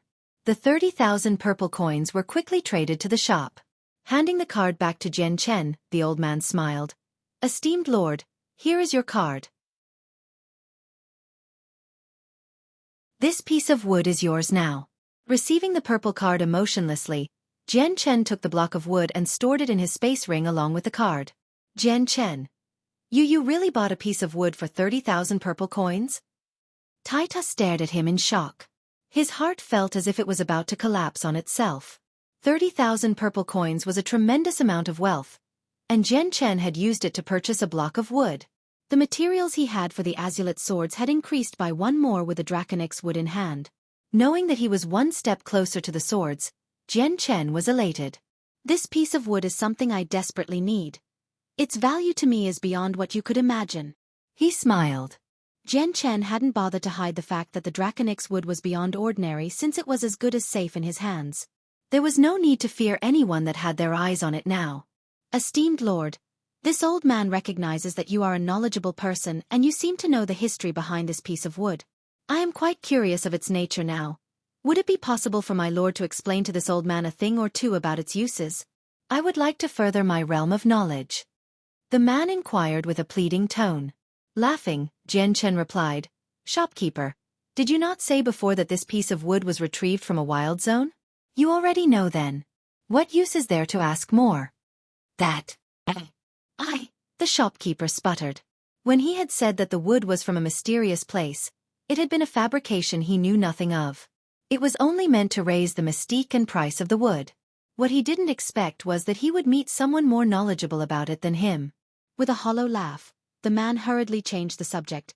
Esteemed Lord, there are still many more excellent sculptures within our 1,000-hand workshop. Why not take a walk around and peruse them? Perhaps my lord will find something of interest. Humming, Jian Chen began to communicate with the azure and violet sword spirits. Ziying, Qingsua, is there anything else of value here? Master, only the Draconix wood is of value. Neither of us thought that the Tian Yuan continent would have it. Could they have brought it here? Ziying thought. Now knowing that the Draconix wood was the only valuable object here, Jian Chen couldn't help but feel disappointed. Losing all motivation to stay here any longer, Jian Chen and the others left the store. Much to the disappointment of the shopkeeper. Jian Chen, I am fully aware that you wouldn't buy such an expensive piece of wood without reason. Just what in the world is different about this piece? I can't wrap my head around it at all. As soon as they left the store, Ming Dong immediately piped up with his question. This piece of wood is called the Draconix wood. I don't know its history, but it is an item with value beyond belief. To me, it is an indispensable item needed to forge a weapon. What? Forge a weapon? Ming Dong was flabbergasted. As if unclear, he asked again for clarification. Jian Chen, what did you just say? Forge a weapon? With your strength, do you really need materials for a weapon? At this, Yu and Tai Ta looked curiously at Jian Chen as well. Forging a weapon was extremely rare on the Tian Yuan continent. As of now, I have no way of responding to that question in earnest. Let's not discuss this for now and continue on our stroll to see if we can find Xiao by any heavenly resources. One of the 3 strongest clans, the Haiming clan, sat in the south side of Fengyang City. As of that moment, the entire place was quite lively with noise. Within the luxuriously decorated rooms, a white-faced youth could be seen lying on top of a bed. His entire forehead was drenched in sweat, and his face was contorted in pain. A white-robed middle-aged man slowly withdrew his palm from the youth. With exhaustion, the man stared at the other middle-aged man who stood gravely nearby. Lord Haiming, the wounds of your second son are quite severe. With my capabilities as a Radiant Saint Master, I am unable to fully cure his wounds in a single attempt. I will require several attempts. This grave-faced man was in fact the head of the Haiming clan. The man nodded his head. Esteemed Master Xueqi, please rest. After Xueqi left, the man strode to the bed and grimly asked, Jenner, who did this to you? Father, you must take revenge for me. The youth began to recount the events that happened with even more details added to the fire like oil, so he shifted the blame completely onto Jian Chen. Listening to his son, the head of the Haiming clan narrowed his eyes before sighing. The Heavenly Phoenix auction is currently selling 2 Class 5 monster cores. The auction has sent the entire city into an uproar. For now, let's set aside this issue until this matter with the monster cores has been fully resolved. Several experts have gathered in the city as of late. You'd best keep quiet for now and avoid trouble. Father, are we going to let that bastard get away with this so easily? I was humiliated in front of the eyes of many people. If our Haiming clan sits by the side and does nothing, then how will the people of Fengyang City see us? What face would we have to continue to call ourselves one of the 3 strongest clans of the city? The youth sputtered in indignation. That's enough. I will make the preparations, but now is not quite the time for it. Acting rashly will only create a new knot in the tree. Stay here and continue to recuperate. With that, the man left the room. Within a large courtyard in another part of the city, a red skirt-wearing woman sat next to a window with a troubled expression. Who would have known that the Heavenly Phoenix auction house would suddenly sell 2 Class 5 monster cores at this time?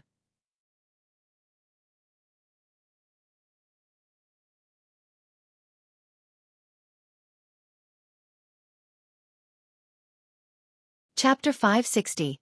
Prosperous Auction, 2. At the same time the figure entered the room, Jian Chen slowly opened his eyes. He was seated on the bed. Were there any problems? None, but plenty of people were trying to follow me. I was able to throw them off with ease, but not too long after each try, they managed to find me again. I would assume they are the local powers of the city with eyes all over the place. Unless I can alter my face and change my body, I won't be able to completely throw them off. The figure replied in a plain voice. It was Dugu Feng. Yes, this situation was within my expectations. A Class 5 monster core is far too rare of an item to appear in such a city like this. Not attracting their eyes would be strange. Jian Chen pondered. Dugu Feng, for now, hide yourself and do not let them find you. Do not reveal your strength either. Otherwise it might hinder my plans. I understand. Dugu Feng emotionlessly responded.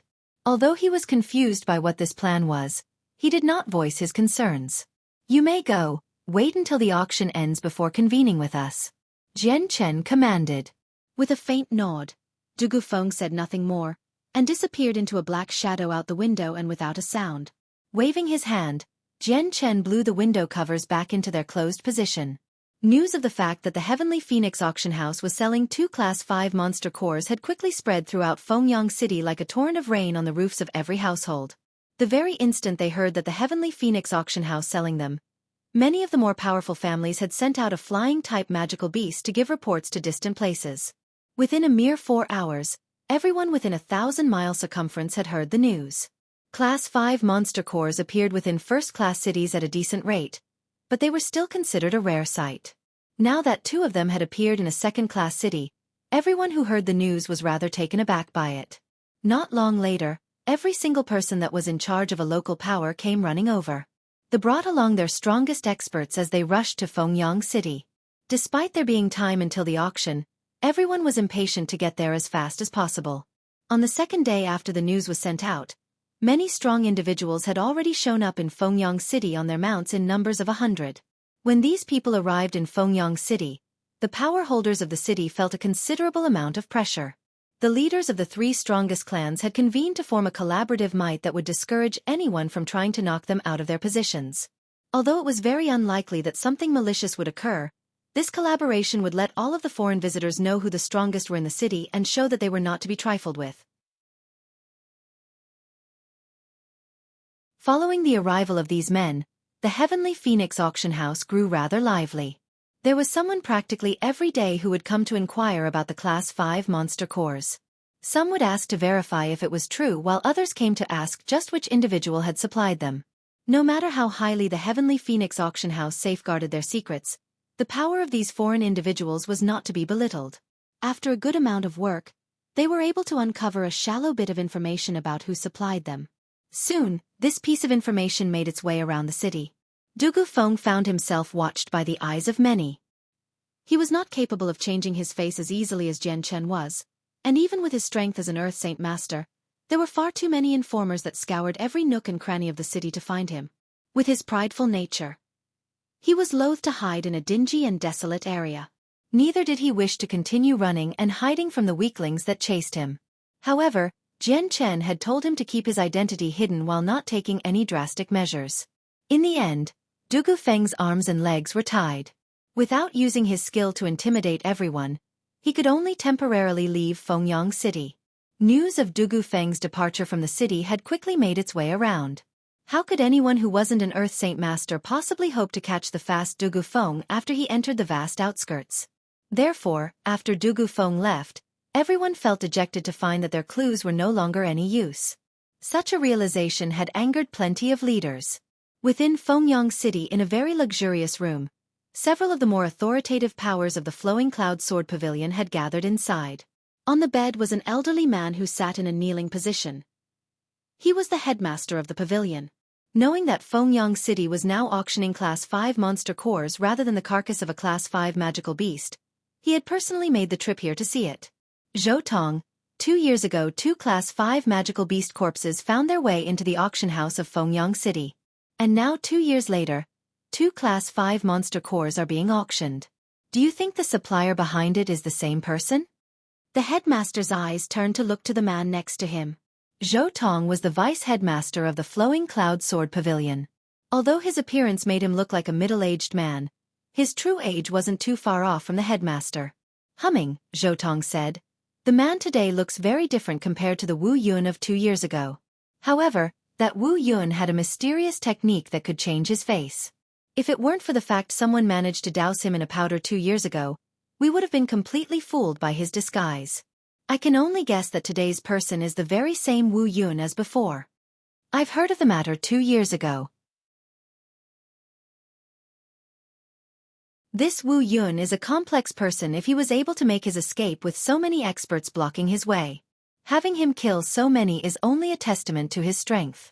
Even I would find it hard to accomplish what he did." The headmaster sighed in praise. Zhou Tong couldn't help but think back to the alarming memories of 2 years ago.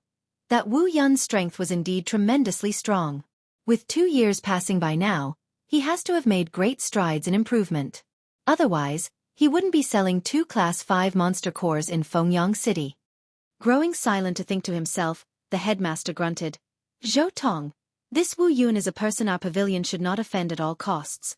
If possible, we should rope him into our good graces. This man is not a regular man." "Yes, headmaster."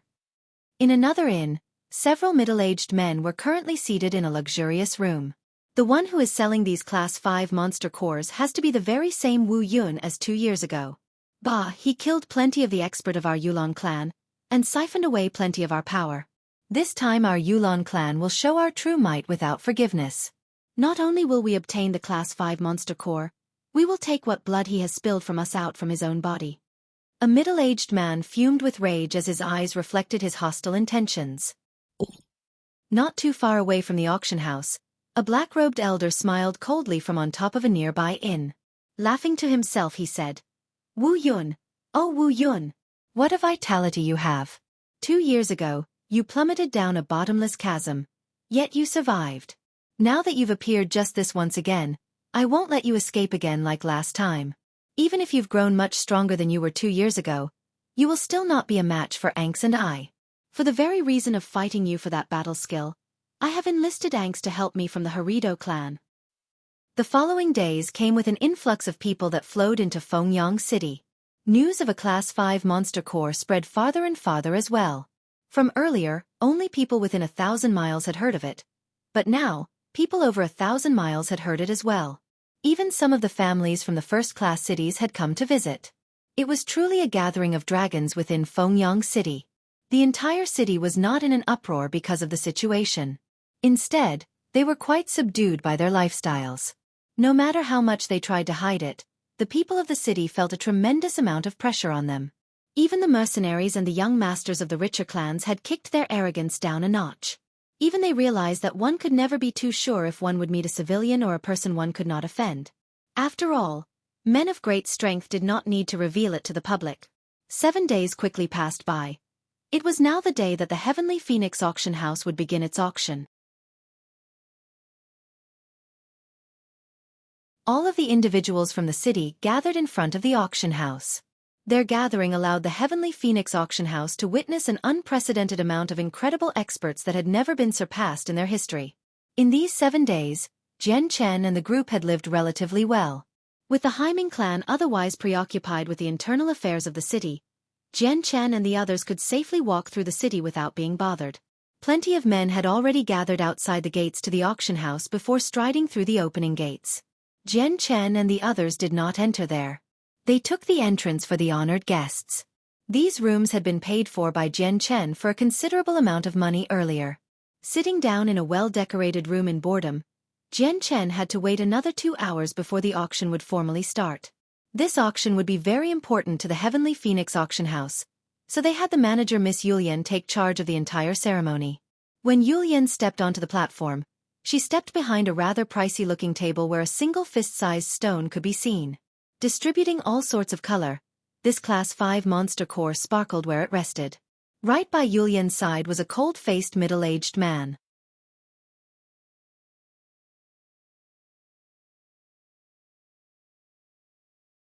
Chapter 561.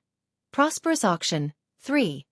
Over 10,000 people had crammed inside the great halls of the Heavenly Phoenix auction house. The news about 2 Class 5 monster cores being auctioned had attracted far more people than the carcasses of the 2 Class 5 magical beasts that had been auctioned before. This time, the auction house didn't charge a service fee. Instead, they only asked for an entrance fee. That wasn't the most important part. The most important part was that in the history of the auction, they had never earned so much money or fame before. Selling 2 Class 5 monster cores was something that even first-class cities would rarely offer, but the Heavenly Phoenix auction had finally done it. While still far away from being the #1 auction house in the Blue Wind Kingdom, they would now be many times better than before. With over 10,000 people, there was not a single vacant spot left open. As far as the eye could see, only a sea of heads could be observed. At this current moment, the entire auction house was still as everyone stared with pointed eyes at the stage where the Class 5 monster cores would be displayed. The extremely precious Class 5 monster cores were something that only the strong could touch. Those of the common stock would never be allowed to take possession of them. However, since this was the very first time that any had appeared in Fengyang City, anyone that had never seen a Class 5 monster core before had been very curious and deeply desired to see one. While everyone had paid the costly entrance fee to enter the auction house, not everyone was there to try and bid for the Class 5 monster cores. The majority of them had only wished to see the core since they knew of the rarity of one. Without a strong backing, none of them would be able to try and lay claim to the monster core. Otherwise, even if they did, they wouldn't have the strength to protect it. When the main host, Yulian, saw that everyone's eyes were on her, she smiled. I am the manager of the Heavenly Phoenix auction house, Yulian. Today, I speak on behalf of the entire auction house when I welcome everyone for participating in our unprecedented turnout in the history of our operation. After making an introductory speech, Yulian's eyes turned to look at the middle-aged man by her side. Please allow me to introduce this guest. Our Heavenly Phoenix auction house has taken precautions to make sure no one would dare try to steal it because of the high value of Class 5 monster cores. So, with a request for the City Lord of Huaxin City, we were able to invite an Earth Saint Master to come protect them. This Earth Saint Master guest is the esteemed Mr. Bu Ken. This next part of Yulian had only been mentioned so that she would discourage anyone from trying to steal it while it was in their possession. When they heard that the person next to Yulian was an Earth Saint Master, everyone had turned to look at him with eyes of admiration and envy. Earth Saint Masters were far and few in Fengyang City. As of right now, only the City Lord and the leaders of the 3 major clans were Earth Saint Masters. With everything cleared up, Yulian had decided to get straight to the point. Clearing her throat, she said, "All right. This one won't waste everyone's precious time anymore. Let the auction for the Class 5 monster cores officially begin. Our first core will be set at a price of 10,000 purple coins. Every bid will further increase it by another 1,000 purple coins." Before anyone else could even speak after Yulian had finished speaking, an elderly voice boomed from one of the VIP rooms. My Harito clan bids 11,000 purple coins. My Harito clan needs only this one monster core and will not participate in this auction anymore after we own one. I hope that everyone here will give my Harito clan some face. A strange silence descended after the old man finished speaking. Everyone glanced at the VIP booth where the voice had originated from with furrowed eyebrows.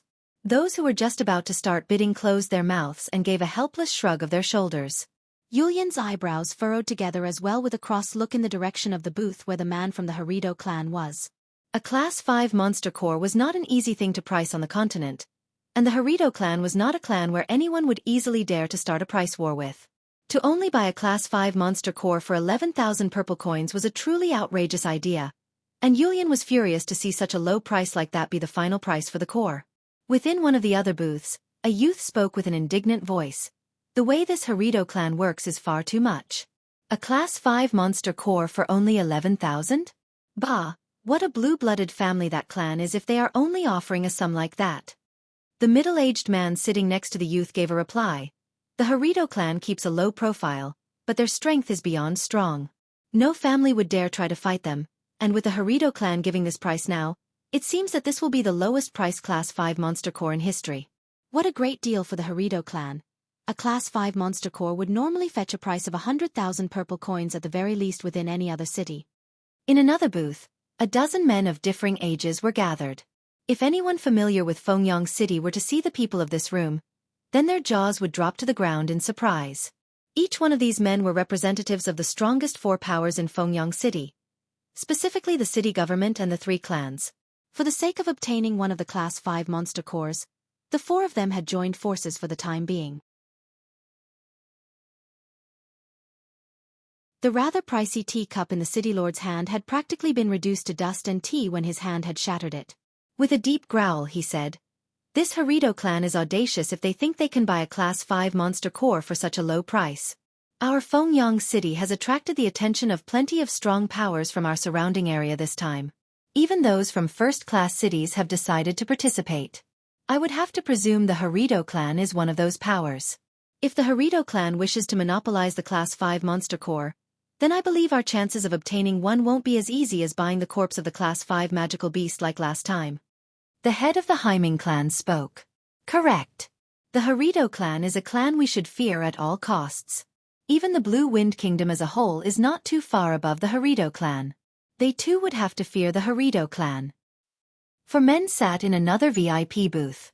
There was a single child around the age of 10 along with 2 middle-aged men and a white-haired elderly man.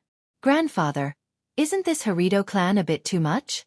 As if a Class 5 monster core can be bought for only 11,000 purple coins. We can't let them buy it." The child had spoken with a very discontent face. Giving a small smile, the elder explained, "Child, the Harito clan isn't a clan we can offend. They are beyond what you could imagine in strength. The founder of the clan still lives to this very day, and his strength is that of a 6th cycle Earth Saint Master. He only requires a single step to become a Heaven Saint Master, so it should only take him another 100 years or so before the breakthrough happens.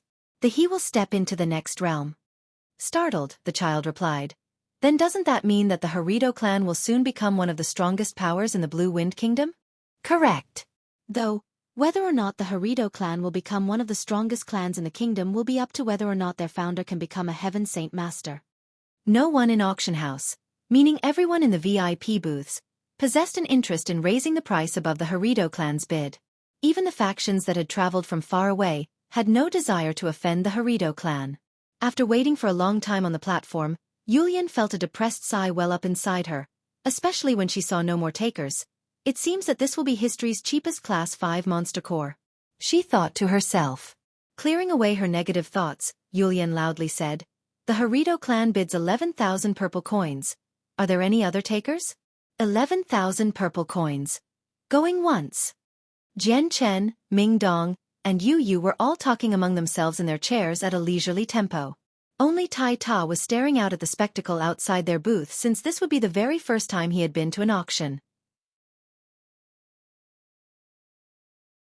His entire body practically threatened to break through the window in excitement. The windows to the VIP booths were specially made so that the people sitting within the booths could see outside without a problem while the people outside could not see what was happening within the booths. Bah! 11,000 purple coins for a Class 5 monster core. This Harito clan is far too frugal with their money. Jian Chen gave a short snort from his seat. Sitting right next to Jian Chen, Yu Yu turned to speak to him after listening to what he said. "We definitely can't let the Harito clan get away with this. If they truly do buy this monster core for 11,000 purple coins, we'd starve to death with our losses. That's only natural. I didn't bring out these 2 Class 5 monster cores to sell. I am in no shortage of money." Jian Chen laughed. 11,000 purple coin going twice. Yulian's voice could be heard once again. Like before, no one spoke to offer another bud over the Harito clan's offer. Within the Harito clan's booth, 3 men sat inside. 1 middle-aged man and 2 elders. "It seems like our Harito clan will be benefiting from quite a deal if we buy a Class 5 monster core for such a tremendously low price. Kaiser, You are truly a smarter individual than I am. An elder laughed in delight. Seated right next to this elder, the other laughed as well. This is truly a great profit, but this only a small one. Wait until after the auction finishes. An even nicer surprise will be waiting for us. What surprise? Even now, you refuse to say what it is. The elder asked in a happy mood. Kaiser gave a secretive smile to the elder. It's a secret for now, you'll understand in a moment. Forget it. If you won't speak of it, then I won't ask any more. But this Class 5 monster core is as good as ours. As low profile as our Harrido clan is, we are still a power that no one would try to go against in the Blue Wind Kingdom. The elder replied. Suddenly, a voice could be heard from one of the other booths as soon as the elderly man finished speaking. I offer 2,000 purple coins. Not only was the elder stunned, but even Kaiser had fallen into a daze as well.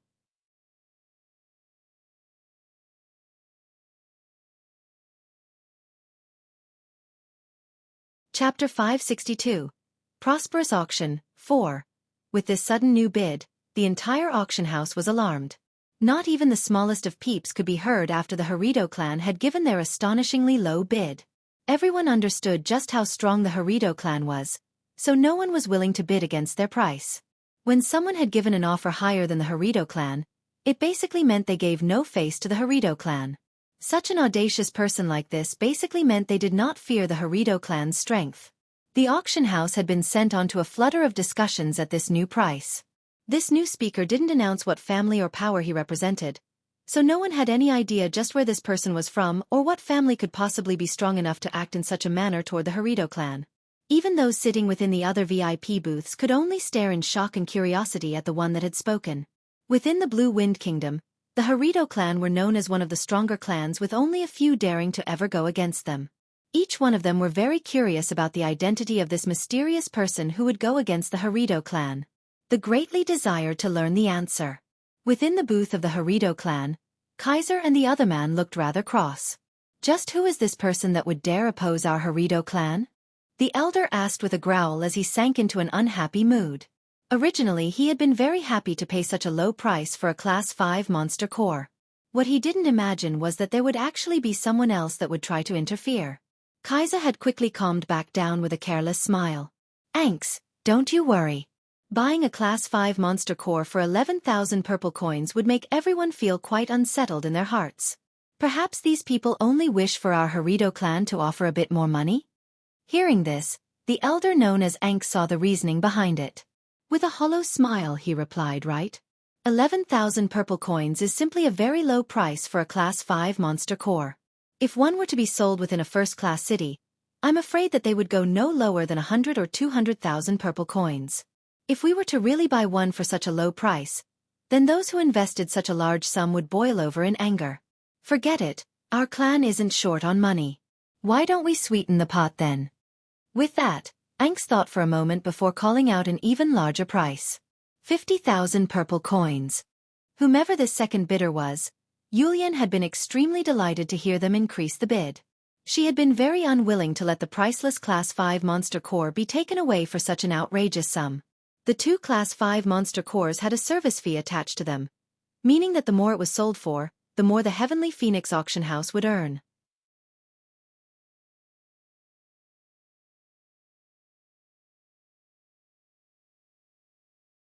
Just who is this man for him to compete against us in an unrelenting manner? Anks growled. Kaiser's eyes had become frosty as well.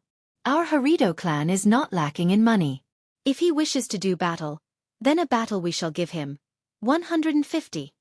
160. 170. 180. Soon, both bidders had engaged in a battle of prices within the Heavenly Phoenix auction house.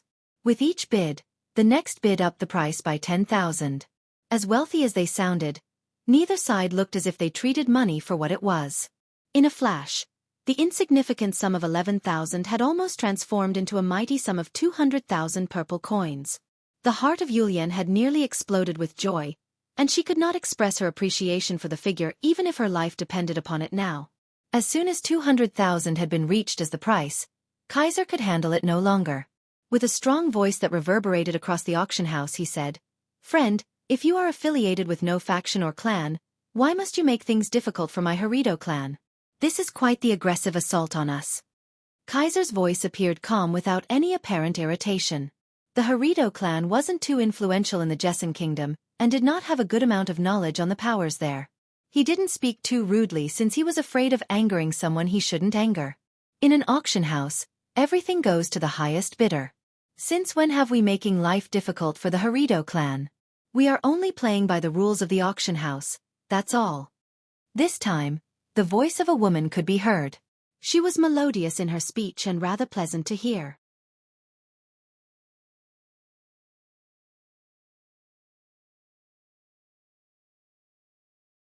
Chapter 563. Prosperous Auction, 5. When everyone heard the voice of a woman, many of the men's eyes lit up. They tried to guess just which powerful family had groomed such a beloved daughter that they would allow to throw out so much money against the Harido clan. Some of the men who took themselves to be rather handsome had even begun to dream about attracting the heart of this woman.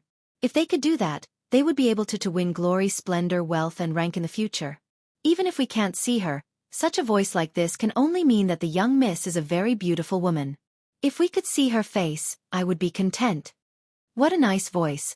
I wonder which beauty would have such a voice like this. Within the auction house, plenty of people could be heard talking to one another as they stared expectantly at the booths. They were all filled with a thirst to gain the ability to see through the window that separated the booth from the hall. They wanted to see the inhabitants inside. Within the Harido clan's booth, Kaiser and Anx had been knocked for a loop when they realized that it was a woman that was fighting them in a price war for the Class 5 Monster Core. Once more Kaiser spoke up. If I may ask which clan you are from, miss? We are only a small mercenary group of little renown. That is all. This time, a man replied in a calm voice. This calm voice had been filled with a tone that made Kaiser look even more unsettled. To him, this man's voice was filled with no respect for him at all. It was a voice of indifference that revealed that its thoughts were above the Harido clan, and that it despised the clan without any respect. Furious, Anx let out an angry growl. Within the Blue Wind Kingdom, our Harido clan has very few rivals, and even those other factions would have to do as our clan wishes with a look of respect on their faces. Not only are these whelps making things difficult for our clan, they are refusing to even treat us as a clan to even look at. Unforgivable. Wait until this auction is over. No matter who they are, I will teach them all a lesson that they will never forget. Kaiser snorted as well. I agree. This cannot be pardoned. From their voices, I can guess that they aren't that old. Humph, a bunch of young upstarts that know not of the immensities of the heavens and earth. They are brats that only know the pond of their backyard if they don't know the might of our Harido clan. Well said. Our clan won't be missing any money even after this, so why not see just how much money they have? 210,000. Anx called out an even higher price. 220,000. The other booth called out in response. Even a crow and peacock would refuse to make a sound in this auction house. Only the two booths continued to make noise now. Yulian herself was included in this silence. She could only sit there in a stunned state of bliss. 200,000 purple coins was far beyond what the original price had been. 230,000. Anx spat out the next price with clenched teeth and a dangerous-looking face. 250,000. There had been no pressure in the speaker's voice from the other booth as he effortlessly gave a price 20,000 higher than the previous bid. Bastards! Just how much money do they have? Anx slapped his palm against the table and promptly broke it to pieces. 250,000 purple coins was already more than what a Class 5 Monster Core should cost. With eyes that could freeze the air they looked at, Kaiser hesitated to speak for a moment before relenting. 260,000. 300,000. As soon as Kaiser had finished speaking, the other side increased the bid by another 40,000 purple coins.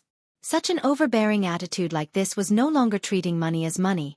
Kaiser's and Anx's fists were clenched extremely tight by this point. Their bodies leaked a tremendous amount of killing intent that could be felt by even the inhabitants of the auction house. Everyone knew that the ones in a price war with the Harido clan had offended the entire Harido clan now. Within the other room, Jian Chen, Ming Dong, Yu Yu, and Tai Ta were eating their pieces of fruit without a care in the world. The people who had been outbidding the Harido clan the entire time had been Jian Chen's group. Sensing the amount of killing intent radiating from the room where the Harido clan was, Jian Chen revealed a cold smile on his face. Men of the Harito clan, this is only a fair competition. What reason is there to be angry? If you do not have the money to match us, then be obedient and bow out. Jian Chen's words had caused the bodies of Kaiser and Angst to wildly convulsed. The two of them would likely have destroyed the booths in an attempt to tear apart Jian Chen if they had forgotten where they were. This time, the Harito clan did not announce another bid in response. Although they were a wealthy clan, 300,000 purple coins to buy a single Class 5 monster core was not worth it in their minds. After a long period of silence, Yulian had finally found herself speaking again. The honored guest within booth 8 has bid 300,000 purple coins. Are there any other takers? 300,000 purple coins going once. Yulian's voice couldn't help but shake as she spoke. This price was simply astronomical to her previous expectations. 300,000 purple coins going twice. 300,000 purple coins going thrice, and sold. I now declare that the first Class 5 monster core has been bought by the guests in booth 8. The wooden hammer of Yulian smashed against the table, declaring that the first Class 5 monster core had been bought for 300,000 purple coins. Within booth 8, Tai Ta stared at Jian Chen in confusion. Jian Chen, you spent so much money to buy a Class 5 monster core? Why? That's not worth it. Smiling slightly, Jian Chen replied, 300,000 purple coins sounds like a lot, but it isn't anything to me. This money was really just something that fell into the hands of the people in this group. Like the hair from 9 oxen, this is nothing. Jian Chen, you wouldn't do something so senseless like this without reason. Do you have a hatred of some sort that required you to use the Class 5 monster cores to draw them out? Ming Dong asked out of curiosity. Ming Dong's words had caused memories to flash back into Jian Chen's mind. His eyes took on a slightly harsher glint to them as he replied. Correct. I have a debt to pay with them. 2 years ago, I sold the bodies of 2 Class 5 magical beasts in this auction house. In the middle of it all, the people of the many clans and families chased me. At that time, I was only a Saint Master. With so many people chasing after me, I barely made it out of that place alive. An Earth Saint Master from the Harito clan chased me to the point where I was forced off a cliff in a narrow escape. Ming Dong's eyes had a flash of killing intent at his words. With a growl he replied, so I see. In that case, this hatred will be something that they will definitely pay for. I guarantee it, brother. Sitting right next to Jian Chen, Yu said nothing, and instead stared at him with eyes that reflected none of the tranquil expression on her face. Jian Chen's words had painted a clear picture in her mind. It was in this moment that she realized just how terrifying a situation Jian Chen had suffered if so many individuals had chased Jian Chen as a Saint Master.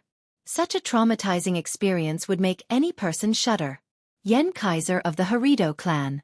Not once will I ever forget this name.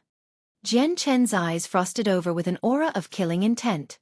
After the first Class 5 monster core was sold, there was a small break before the second monster core could begin being auctioned. Now we shall begin the auction of the second Class 5 monster core. The starting price will be 50,000 purple coins. Each bid will be a minimum of 1,000 purple coins. This will be the very last Class 5 monster core, so I implore each and every guest to cherish their time and make their decision. This will be a once-in-a-lifetime chance to obtain a Class 5 monster core with ease. Yulian announced with a loud voice. She was filled with hope for this next auction, and could not wait to see just how much money the second monster core would sell for. At the end of her words, plenty of people had immediately launched into a barrage of prices. 60,000 purple coins. 70,000. 75,000. One by one the bidders in the booths had increased the price.